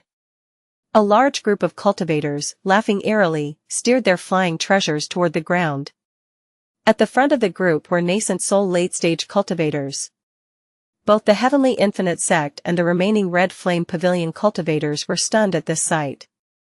Who are you people? Boom. Boom. Boom. The ships fired spells toward the ground, causing chaos as cultivators scrambled to avoid the onslaught. Yunlan pointed at the sky in shock. Star Shatter Sea Bandits? How could they be here? Zhang Jinzhou growled, counterattack immediately. These bandits are clearly trying to take a share of the spoils. We cannot let them succeed. Tian Musen sneered, this isn't the Star Shatter Sea. If they want to act up here, they'll have to ask if we agree. Chu Xian's brow furrowed deeply. Star Shatter Sea? He had never heard of such a place before. Where had these bandits come from, and what was their purpose? He swept his gaze across the group and found no particular threat emanating from any of these so-called Star Shatter Sea bandits. Could these be the calamity he had felt coming? No, that was impossible. They surely had something else up their sleeves. But regardless of whether they were the calamity he sensed or not, Chu Xian knew that staying on this battlefield any longer was far too dangerous. Because, aside from the Star Shatter Sea bandits, the people around him, Yunlan, Tian Musen, Zhang Jinzhou, could also very well be enemies. It was Yunlan who had stopped Wei Ji from activating the Star Protection Array earlier, which had allowed these Star Shatter Sea bandits to enter unimpeded. Even someone who seemed harmless, like Xianxia, could become an enemy when the time was right. If you stumble upon this tale on Amazon, it's taken without the author's consent. Report it. Retreat. He needed to retreat immediately. Find a safe spot and dive into Blue Star, stay hidden for 10 or 20 years, and wait for all these threats to pass. Chu Xian immediately retreated half a step, doing his best to make the movement as subtle as possible. But since they were all nascent soul cultivators, it was impossible to make such a move without anyone noticing. Boom. At that moment, a massive spiritual chi beam descended from the sky, aimed directly at Chu Xian and the others. Chu Xian's eyes lit up at once. Bang! The beam of spiritual chi slammed into the ground. In an instant, rocks shattered, earth flew into the air, and dust soared to the heavens, creating a blinding cloud that obscured the group's figures. When the dust finally settled, Chu Xian had vanished without a trace. Yunlan and the others looked around, but couldn't spot his whereabouts. Where is he? The four exchanged glances and communicated via secret sound transmission. Zhang Jinzhou furrowed his brow. It seems he sensed something was wrong and fled. Tian Musen spoke in a low voice. Just now, I sensed a surge of spiritual qi moving towards the back. He must have fled toward the distant burning fire mountain range. Yunlan nodded and immediately sent a sound transmission to the leader of the Starshatter Sea Bandits. In the blink of an eye, 3 nascent soul bandits shot off toward the distant forest. Their escape techniques were incredibly fast, and they quickly passed overhead, disappearing in an instant. Elsewhere, Xuan glanced over his shoulder at the 3 figures relentlessly pursuing him. His expression darkened. The 3 of them were of average strength, but their escape techniques were particularly superb. This was the hallmark of bandits. As long as their speed was fast enough, they could both kill and plunder, or escape at will. The escape technique was their greatest asset, allowing them to roam freely and without fear. Xuan's cultivation method, the mysterious heavenly ice soul scroll, emphasized spiritual qi and combat techniques, but it didn't focus much on speed during an escape. His ice crystal divine light escape technique was a little slower compared to these 3 bandits' methods. At this rate, they would certainly catch up. If he got entangled by these 3, more bandits would surely arrive soon, and he'd be surrounded and captured. These 3 were quite clever. They didn't engage him directly but instead kept him occupied, clearly intending to stall for reinforcements so they could surround and capture him. Realizing this, Xuan immediately began to feign exhaustion from the use of his spiritual qi, gradually slowing down his escape speed. At the same time, he was just in time to be struck by an ice spear shot from one of the bandits. He let out a muffled grunt, coughing up blood. The short bandit laughed loudly, ha ha ha. I hit him. This guy isn't that strong after all. If we catch him, the credit will be ours. The burly female bandit sneered, it's all thanks to the technique the true master taught us, or we'd never have caught up to him. If we used your escape technique, we wouldn't even catch a hair off of him. The tall bandit spoke in a deep voice, we haven't captured him yet, now is not the time to laugh. Don't forget what the true master said. This man is strong, and he has at least 2 level 4 corpse kings with him. Our task is to tie him down, follow him from a distance, and never engage him directly. The 3 bandits increased their speed, closing in. Boom. Boom. Boom. Ice spears, fireballs, and massive boulders rained down from behind. Xuan dodged most of them, but he couldn't avoid the dense barrage of spells entirely. Moreover, the spells cast by the 3 bandits had decelerating effects. As a result, the distance between him and the bandits was gradually closing. 3 of you. Whatever you want, I can give it to you. Let me go, and I'll spare you. Xuan turned around, wearing a look of feigned submission. The female bandit licked her lips. Look at you, so handsome. You're making me a little tempted, brother. The tall bandit's eyes glinted as he looked to the others. If you can offer us something that'll make all 3 of us interested, sparing you might not be impossible. As he spoke, he subtly glanced at the other 2 bandits, then began to slowly approach Xuan. The short bandit and the female bandit exchanged a glance and began to move in from different directions, silently closing in. Their steps were light. If you weren't paying attention, you wouldn't even notice. Clearly, they were accustomed to doing this. Xuan hurriedly took 2 top-grade magic treasures from his storage bag. These 2 are top-grade magic treasures for you.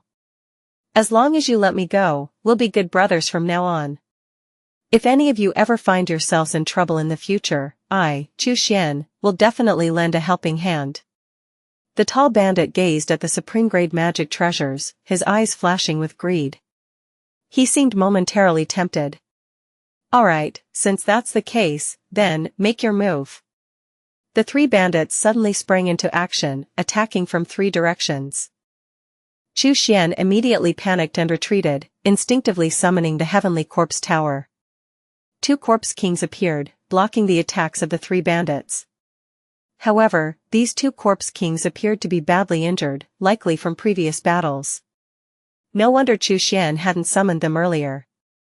The tall bandit sneered, "Looks like this guy really has no strength left. Let's take him down together and capture him alive." He took a step forward, but then heard a sharp sound by his side. Turning, he saw the female bandit's soul being ripped from her body by a grotesque ghostly hand, which then devoured it with relish. "Ah!"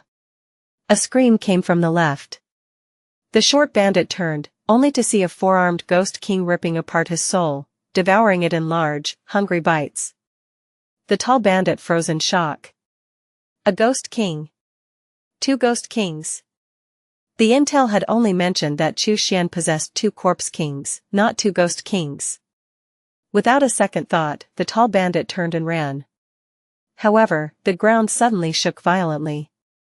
A massive figure shot up from the earth. It was the dryland earth dragon that knew earth-based teleportation. With a deafening crash, the immense power sent him flying. The sound of his bones shattering rang out as his internal organs violently shifted. Before he could even attempt to flee using his nascent soul's protective aura, a giant hand pressed down on his head, swiftly snapping his neck, and then tossing his body into the heavenly corpse tower. "Let's go." Xuan waved his hand, retracting the two ghost kings into the sky-shielding umbrella while sealing the dryland earth dragon corpse back into the heavenly corpse tower. He then unleashed a blood-eviling fire to burn away all the traces of the battle. Only after that did he speed away. He could already sense more energy signatures approaching from all directions, closing in on him. The three bandits had been clever enough at the start, simply trying to delay him to buy time for the others to arrive. Unfortunately, their greed got the better of them, and they completely misjudged his strength. "Luckily, I still had a trump card," Xuan thought, accelerating his escape, unwilling to waste any time. 100 breaths later, several figures arrived at the scene, their expressions grim. The leader was a bald man, tall and muscular, exuding an intimidating aura. The people around him stepped back slightly, their expressions full of awe.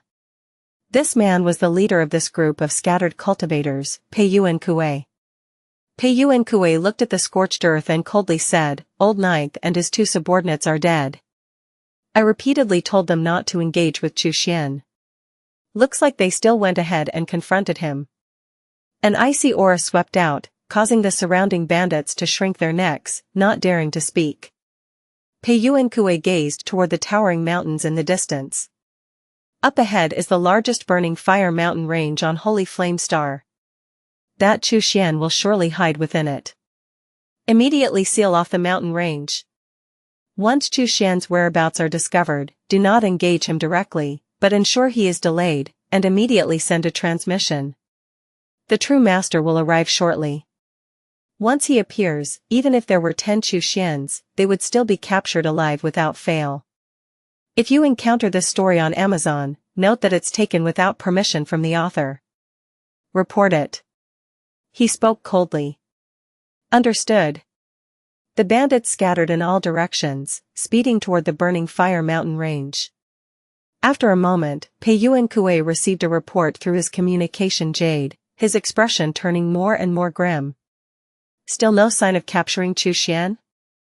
In the blink of an eye, a massive aura descended from the sky, hovering in front of the bald leader. Pei Yuan-Kue immediately bowed respectfully, "Greetings, true Master Yin." The figure before him was tall and thin, draped in black robes, his true face obscured. But the overwhelming aura he emanated unmistakably indicated his cultivation at the deity transformation stage. Still no capture of Xuan? Blood Wine True Master and Blazing Fire True Master are almost finished with their battle. We cannot delay any longer, True Master Yin spoke coldly. Do you require my personal intervention? Pei Yuan-Kue's voice became low and urgent, that Xuan is crafty as an eel. Not only did he kill Old Ninth and his two subordinates, but he also hid deep within the burning fire mountain range. Old Seventh and the others have also gone silent, likely fallen at Xuan's hands as well. Though I can fight him one-on-one, I am not confident in capturing him alive. If True Master Yin intervenes, we will certainly catch him. True Master Yin snorted disdainfully, a group of useless fools. What have you been eating all these years? Pei Yuankui lowered his head deeply, not daring to speak. True Master Yin stepped into the air, vanishing in the blink of an eye as he charged directly toward the burning fire mountain range. Only then did Pei Yuankui breathe a sigh of relief and murmur, with the True Master personally taking action, capturing this brat should be no problem. Burning fire mountain range. These bandits really have an uncanny nose for trouble. Xuan frowned deeply. He casually twisted the head off a golden core bandit, tossing the body into the heavenly corpse tower. After quickly erasing any trace of the battle, he prepared to leave. He had originally planned to find a hidden place and immediately retreat into Blue Star. However, the bandits soon pinpointed his location. This only reinforced Xuan's belief that these bandits were specifically targeting him. Up until now, I haven't encountered anyone stronger than me. One-on-one, they are no match for me. But if they swarm me... With a flash, Xuan darted deeper into the mountain range. At the northernmost part of the burning fire mountain range lay the Nether Fire Valley. If all else failed, he could dive in there. With his blood-evil Yin fire for protection, he wouldn't die. But the bandits likely wouldn't dare to follow him into that cursed place. In that instant, an immense sense of danger surged in Xuan's heart. Without hesitation, he expended more nascent soul essence and executed an instantaneous teleportation. Boom! The very spot he had stood in was instantly torn apart as a massive hand formed from dense black mist reached down, crushing the surrounding trees and rocks. The ground where he had stood was now a giant crater. Well, quick reactions. A faint voice echoed from the sky. Xuan's peripheral vision caught a glimpse of a figure cloaked in black robes. In that moment, his scalp tingled with dread. Without a second thought, he immediately teleported again, pouring more nascent soul essence into his flight, activating the ice crystal divine light escape technique as he sped northward. Deity transformation cultivator. This person must be a deity transformation cultivator. No wonder Xuan had felt an overwhelming sense of impending doom, an instinctual fear he could not shake. These nascent soul and golden core bandits posed no real threat to him. It was only the arrival of this deity transformation cultivator that put his life in jeopardy. Boom! Just as Xuan had flown less than 100 zhang, the place he had just occupied was again blasted apart by the Black Hand. You're quite fast. A cold snort rang out from above as True Master Yin blinked into existence, charging directly toward Xuan. Xuan's hair stood on end. He had no intention of turning back. Instead, he slapped his storage bag, unleashing a torrent of talismans behind him. Thunderstrike talismans. Blue fire talismans. Ice spear talismans. Vine whip talismans, and even demonic soul sealing talismans to trap demonic beasts and cultivator souls. Anything that could slightly slow down the oncoming attack was immediately thrown into the air without a second thought. Boom! Boom! Boom! The talismans exploded midair, creating violent bursts of energy. True Master Yin's movements immediately slowed, and his expression darkened in irritation. While a deity transformation cultivator possessed overwhelming power over nascent soul cultivators, if that nascent soul cultivator was bent on escape and constantly hurled talismans without restraint, even True Master Yin's speed would inevitably be delayed slightly. True Master Yin crushed the souls of the few cultivators with a single palm, preparing to chase after Xuan once again. However, just as he was about to pursue, he saw Xuan hurling 3 high-grade magic treasures toward him, a hammer, a flying sword, and a fan. In True Master Yin's eyes, these magic treasures were insignificant, but they were still enough to delay his pursuit for a brief moment. In that fleeting instant, Xuan had already made significant ground and was rapidly flying away. Damn little brat. True Master Yin coldly snorted and performed a void step, immediately following with a teleportation technique. As he chased for a while, he noticed something off. Each time Xuan teleported, the distance was far greater than any nascent soul cultivator's limit for such movements. Is it possible that I, a deity transformation cultivator, have to expend nascent soul essence to chase down a mere nascent soul cultivator? What kind of joke is this? True Master Yin's expression darkened. As a deity transformation cultivator, he treasured his nascent soul essence greatly. Each small drop he used took years of hard cultivation to replenish, and wasting it would delay his efforts toward breaking through to a higher realm. After some thought, True Master Yin suppressed the impulse to use nascent soul essence. If chasing after a nascent soul cultivator required using nascent soul essence, it would be a disgrace to his status. A deity transformation cultivator like him might as well crash into a stone. A while later, Xuan's body bore many wounds, his robes were tattered, and even Bao had been thrown out to obstruct True Master Yin's pursuit. However, it didn't last long before Bao was effortlessly sliced in half by a single palm from True Master Yin.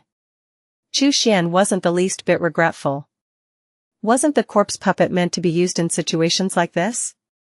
If one were to hesitate or mourn over the life of a corpse puppet, in the end, it would only be their own life that would be extinguished. Fortunately, he had reached his destination. The Nether Fire Valley. Looking at the towering purple-black flames rising from the valley, Xuan didn't hesitate for a second. He plunged straight into the inferno. His body was enveloped in blood-eveling fire, which provided some protection from the surrounding nether fire, but it still didn't make the experience any easier.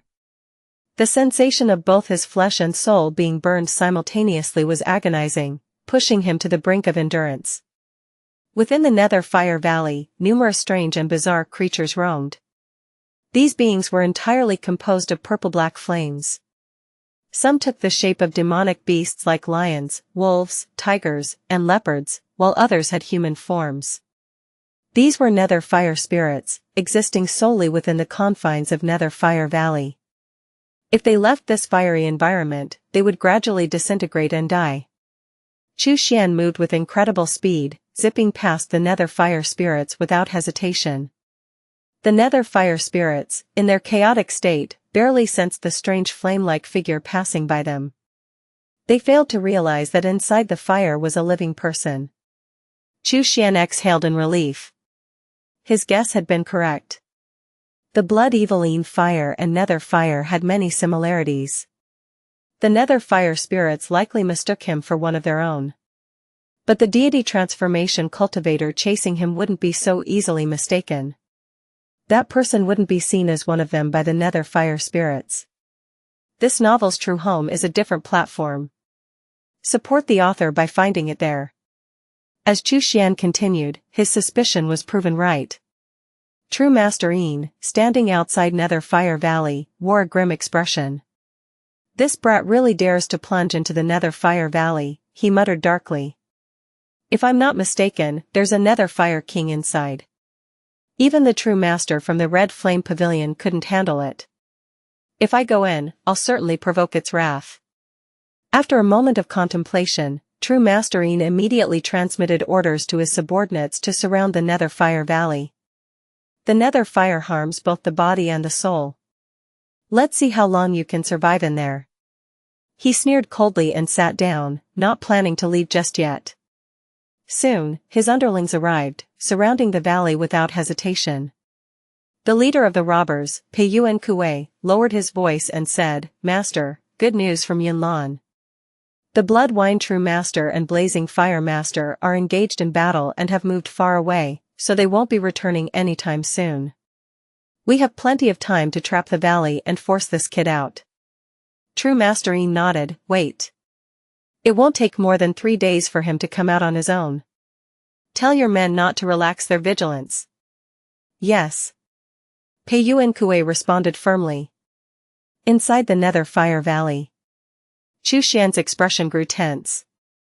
He had originally planned to find a safe spot in the Nether Fire Valley and enter Blue Star directly.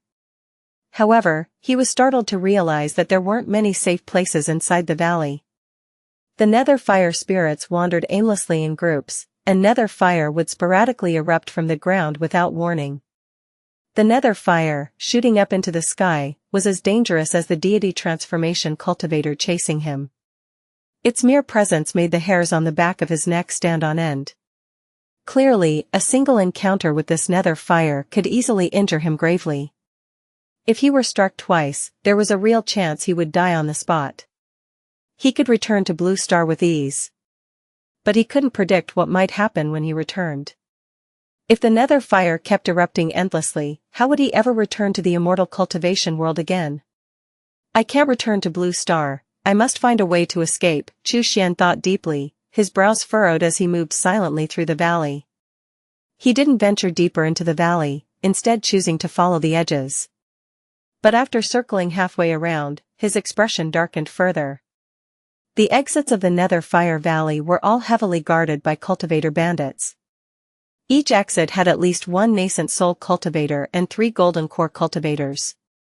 The positions were strategically spread out, clearly designed to prevent him from slaughtering them all in a short time. This formation allowed them the time to send messages and gather reinforcements.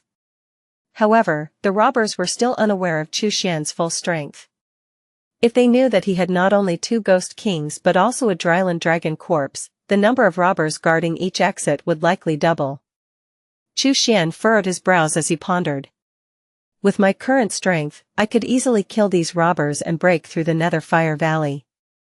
But what happens after that? They have a deity transformation cultivator to hold the line, and Yunlan and the other heaven-shaking divine sect cultivators can't be trusted either. Without a flying ship, I can't leave Holy Flame Star. As long as I stay on this planet, danger will always be around me. He thought quietly, images flashing through his mind of what might happen after he broke out of the valley. In most of these visions, he perished. The few times he survived were only by scraping by, living in hiding on Holy Flame Star.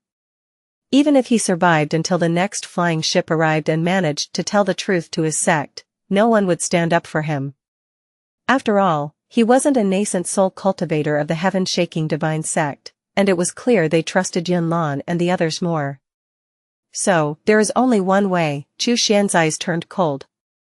He would infiltrate the fragmented Star Sea robbers, use their flying ships, and escape Holy Flame Star. This plan had a solid foundation. He had cultivated the Lotus Escape technique. With this technique, his aura could be retracted to the extreme, allowing him to evade detection, even avoiding scrying and divination methods. Even if a deity transformation cultivator passed right by him, as long as they weren't paying attention to him specifically, they wouldn't recognize him as Xuan. But before that, I need to prepare, Xuan thought coldly. I need to deal with these robbers, make them relax their guard so that I can find my opportunity. Also, there are some nether fire crystals in the valley, which will be useful for enhancing the Blood Eveline fire. Before I leave, I need to upgrade the Blood Eveline fire to a higher level. His gaze turned icy with determination. Whoever tried to harm him, he would repay 100-fold. 5 days later. Xuan gazed at the black-red flames before him, a satisfied smile on his face. In these past 5 days, he had endured the searing pain of the nether fire while searching the valley for nether fire crystals. By now, he had collected over 30 of these crystals. Some were even as large as a person. All of them had been absorbed by the Blood Eveline fire, which had now transformed from its original purple-black color into the present black-red hue. Xuan took out a mid-grade magic treasure and tossed it into the flames. In just 10 breaths of time, the treasure was reduced to molten iron. If it had been a high-grade magic treasure, it would have lasted a bit longer, about 20 more breaths, but the result would have been the same. Even top-grade magic treasures wouldn't survive long against such flames. Though they wouldn't melt immediately, they would still suffer deep cracks, causing their power to diminish considerably. Very few nascent soul cultivators would dare to use such treasures to clash with this kind of fire. The Blood Eveline fire has grown far more dangerous than before, Xuan mused. It now possesses the power to harm both the body and the soul, far surpassing its former capabilities. Even a nascent soul cultivator in the later stages would tremble before its burning. He observed the flames and smiled in satisfaction. It's no longer just Blood Eveline fire. It deserves a new name. Born from the Nether Fire Valley, capable of devouring flesh and soul alike. After a moment of thought, he declared, "From now on, you shall be called Netherfire Devouring Flame." The flames roared in response as if acknowledging his words. Xuan couldn't help but smile. He knew very well that this was merely his wishful thinking. Despite its great power, the Netherfire Devouring Flame was still just a fire, it wouldn't develop intelligence.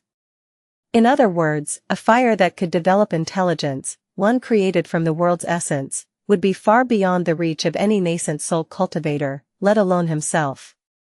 With my preparations complete, it's time to act. With a thought, the Netherfire Devouring Flame blazed even hotter, and Xuan felt an unusual coolness wash over him. The Netherfire Devouring Flame, born in the Netherfire Valley, surpassed even the flames here in intensity.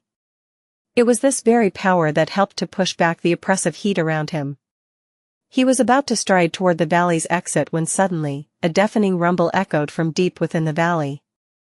It sounded like a long-dormant giant had finally awakened. Netherfire King. Xuan's gaze sharpened. Immediately, he thought of the information Yuan Zichu had provided. It was said that there was a Netherfire King in the valley, though it had remained dormant for an unknown period.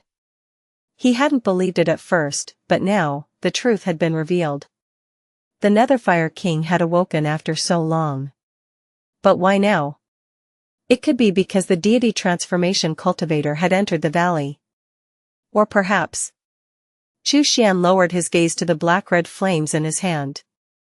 It was precisely for the Netherfire Devouring Flame that he had come here. After a brief moment of contemplation, a smile crept onto his face. The awakening of the Netherfire King might actually prove to be a huge boon for him. He could seize this opportunity to blend in with the bandit cultivators and infiltrate their ranks undetected. Xuan swiftly flew toward the edge of the valley. He could sense that at the exits outside the valley, 3 bandit cultivators were currently in a state of panic. Not only them, but the cultivators guarding the other exits were likely in the same state of disarray. The tail has been illicitly lifted, should you spot it on Amazon, report the violation. He had chosen these 3 in particular because he had previously noticed that the nascent soul cultivator stationed at this exit had a similar build and height to his own. The others guarding the exits were either too tall, too short, too fat, or too thin to match his physique. The ground rumbled ominously. The Netherfire King was clearly getting closer. Wait, just wait a bit longer. Xuan held his breath and focused intently. As the rumbling noise grew louder, approaching rapidly from a distance and nearly reaching within 100 zhang of him, Xuan suddenly charged out of the valley. 4 figures shot from his body, racing toward the 3 bandit cultivators. Before the 2 golden core cultivators could react, Huan Long had already crushed their skulls, exploding their heads into pulp. As for the nascent soul cultivator, the moment he saw Xuan, his pupils suddenly contracted. He instinctively reached for his communication jade. But 2 arms and 4 arms, with their faster speed, reached him in the blink of an eye. One to the left, the other to the right, they ruthlessly tore his soul from his body. Xuan immediately used soul search on the cultivator's memories, scanning them with lightning speed. Then, with a sudden slap to the cultivator's face, he used his transformation technique. In the blink of an eye, his appearance changed to match that of the cultivator, a perfect disguise. He then stomped his foot hard, subtly altering the shape of his muscles and tendons, causing his body to grow slightly larger and assume the exact proportions of the nascent soul cultivator. Boom! The massive claw of the Netherfire King slammed down with terrifying force. The valley's exit was instantly obliterated into stone shards, and torrents of netherfire surged out. Xuan immediately evaded, darting toward the distance in a rapid flight. The Netherfire King, enraged, roared a few times, as if wanting to chase after him. But it seemed to hesitate, unwilling to leave the valley. It howled with fury and slammed the ground with its claws, shaking the very earth. However, after a few moments of impotent rage, it grudgingly retreated back into the depths of the valley. It was like an angry middle-aged man, awakened from his sleep, who wanted to beat up the mischievous child but found that the child had already disappeared in a flash. Xuan let out a breath of relief. As expected, the Netherfire King could not leave the Netherfire Valley. He took a moment to calm himself before carefully scanning the memories of the unfortunate cultivator whose identity he had just assumed. Now I understand. The Starshatter Sea is located in the northern part of the Stormstar region, while the Reincarnation Sect, Heaven-shaking Sect, and Exquisite Treasures Alliance are all in the southern part of the Stormstar region. No wonder I've never heard of the Starshatter Sea, it's just too far away. These bandit cultivators are from a faction called Nining Island in the Starshatter Sea. Nining Island has a total of 9 leaders, all cultivators above the nascent soul middle stage. The big boss, Peiyuan Kue, the second boss, Sima Zhen, the third boss. I am the 8th boss, Qin Jin. As for the old 9th and old 7th, they've died. Above these bandit cultivator leaders, there is one deity transformation cultivator, True Master Yin. I believe this True Master Yin is the one who chased me that day. Chu Xian's eyes grew cold as he processed the information. Not long after, several figures appeared beside him. Old 8, what's going on? Where are your 2 subordinates? The leader, Peiyuan Kue, spoke first, his gaze sharp as he saw Chu Xian alone. He immediately reprimanded him. Having just used Soul Search to explore this man's memories, Chu Xian couldn't help but feel a pang of unease as he answered, Boss, a huge monster charged out of the valley, over 10 zhang tall. It slammed down with a punch, and it felt like the very earth was splitting apart. My 2 subordinates, they're dead. Peiyuan Kue looked at the shattered rocks and the remnants of Netherfire nearby, his expression grave. Did that kid, Chu Xian, use the chaos to escape? He suddenly asked. Chu Xian shook his head quickly. No way. Any normal person wouldn't try to escape when such a monster showed up, right? If he dared to run from this exit, he wouldn't even need us to act. That giant monster could just swat him like an ant. Peiyuan Kue nodded in agreement. Since even True Master Yin didn't dare to enter the Netherfire Valley personally, it shows that the Netherfire King is incredibly powerful. Definitely a deity transformation demonic beast. A deity transformation demonic beast is more than enough to crush a nascent soul cultivator. And with the Netherfire Valley as its domain, crushing him would be a trivial matter.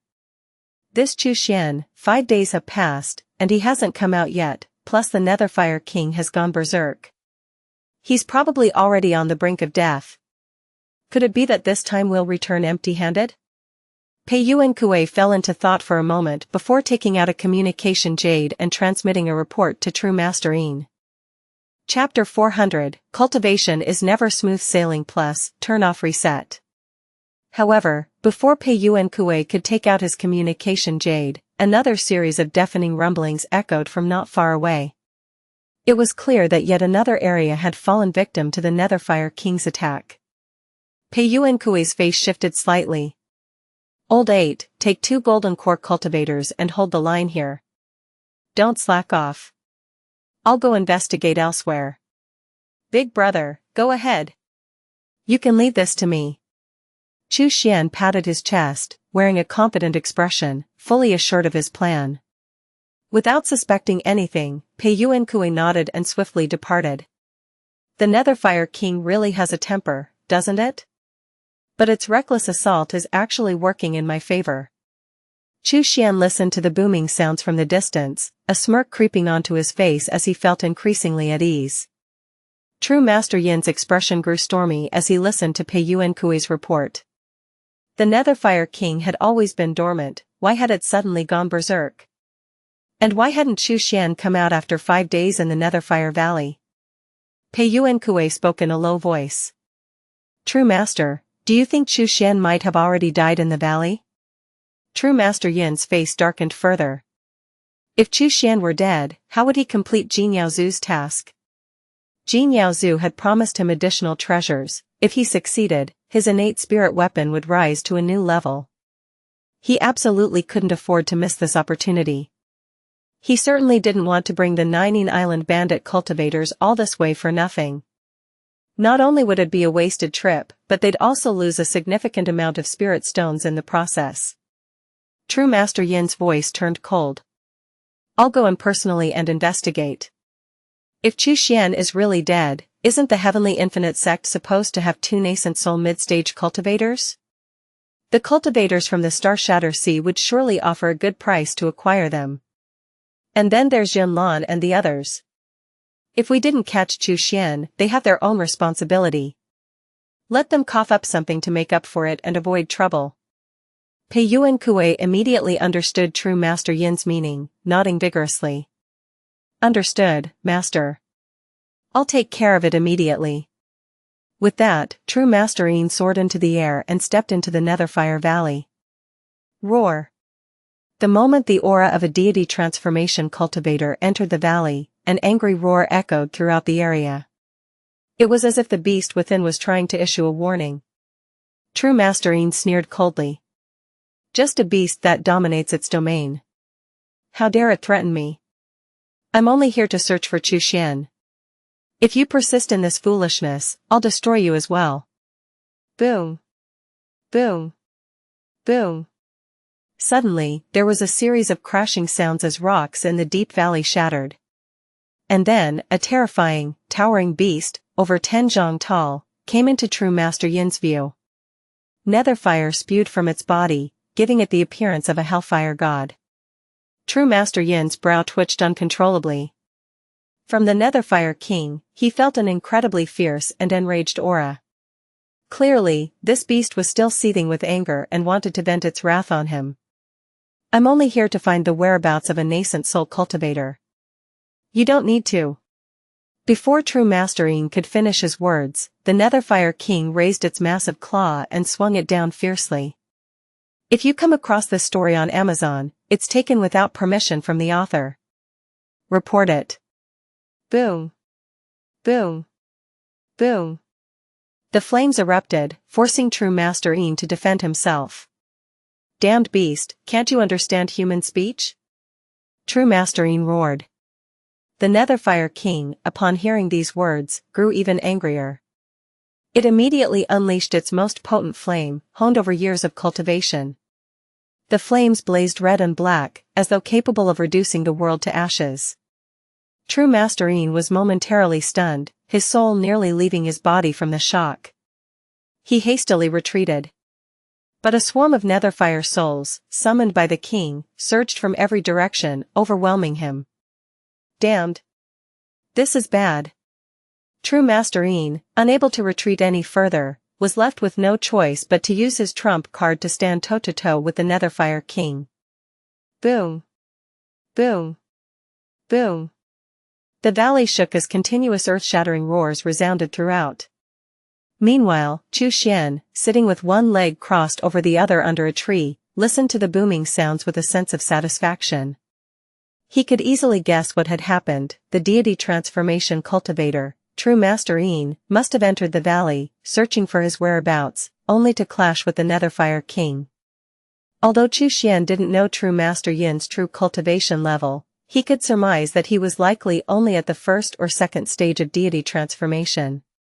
At such a level, it was impossible to confront the Netherfire King head-on and emerge victorious. If his luck was worse, he might even perish in this valley. You'd better not die. How could I take my revenge if you die? A cold smile played across Xuan's lips as he began plotting how to kill off these bandit cultivators one by one. Not long after, he saw a figure flying out of the valley. The person appeared somewhat disheveled. A moment later, the sound of Pei Yuankui's voice echoed through his communication jade. Everyone, return to the rendezvous point. We'll prepare to head back to the Star-Shatter Sea. After a moment, Xuan boarded the bandit cultivator's floating ship. As the 8-leader of Nining Island, he naturally possessed his own ship. His ship was named Flowing Wind. This ship had passed through several hands in Star-Shatter Sea, from various markets and wandering cultivators, until it eventually ended up with Chen Jin. Lu Fenghao's offense and defense were unremarkable, but its speed was unparalleled, capable of traveling 36 million miles per day. Chen Jin's subordinates numbered around 10, with cultivators at both Golden Core and Foundation establishment stages. Once aboard, Xuan immediately shouted, "Bring me the wine." Qin Jin loved fine wine above all else, never satisfied without it. There was a special chamber on the ship dedicated to storing the wines they had plundered from various places. The storage bags also held many prized brews. After every major battle, drinking was a ritual. Although Chu Xian had no intention of maintaining this identity for long, since he had now assumed Qin Jin's persona, he would inherit all his habits, and drinking wine was certainly a part of that. No sooner had he spoken than two Foundation establishment bandit cultivators struggled to bring in a large jar of wine. This particular wine, called sunken water brew, was exceptionally heavy and potent, having been brewed through a unique method. It was Qin Jin's favorite drink. As Chu Xian drank deeply from the jar, his gaze remained constantly vigilant, scanning the ground. Yunlan and the other heaven-shaking divine sect cultivators watched from the side, doing nothing to stop the Nining Island cultivators from leaving. Regardless of whether they had an agreement with the bandit cultivators, they had no intention of blocking them.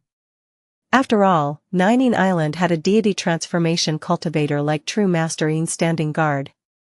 Meanwhile, the Blood Wine True Master from Heaven-Shaking Divine Sect had been embroiled in a fight with the Blazing Fire True Master from Red Flame Pavilion, and it seemed neither of them had any intention of returning. The Golden Core cultivators of the Heavenly Infinite Sect were all under Shi Juantian's command. Chu Xian scanned the area but could not spot Xianxia or Wei Ji. Looks like Shi Juantian has joined forces with Yunlan and the others. Where are Xianxia and Wei Ji? Have they been silenced? Chu Xian pondered thoughtfully. Wei Ji, being weaker and not particularly bright, it was believable that he had been silenced. But Xianxia? There was no way he'd be taken out so easily. That guy probably already realized something was off with Yunlan and the others. The question was, where was he now? But Chu Xian didn't truly care. He and Xianxia had always been in a mutually exploitative relationship. If Chu Xian showed any signs of weakness, Xianxia would not hesitate to kill him and take the spoils. The reverse was also true. Such a pity. Once we leave for Starshatter Sea, all the contributions made to Heaven-Shaking Divine Sect will no longer count. Everything will have to start from scratch. However, Starshatter Sea is home to countless demon cultivators and traitorous sect members. Its unique environment also yields many treasures. It may well be the perfect place for me. Chu Xian smiled faintly, not showing any signs of self-pity or despair over his situation. Instead, he was filled with eager anticipation. After all, wasn't cultivation filled with ups and downs? The occasional storm and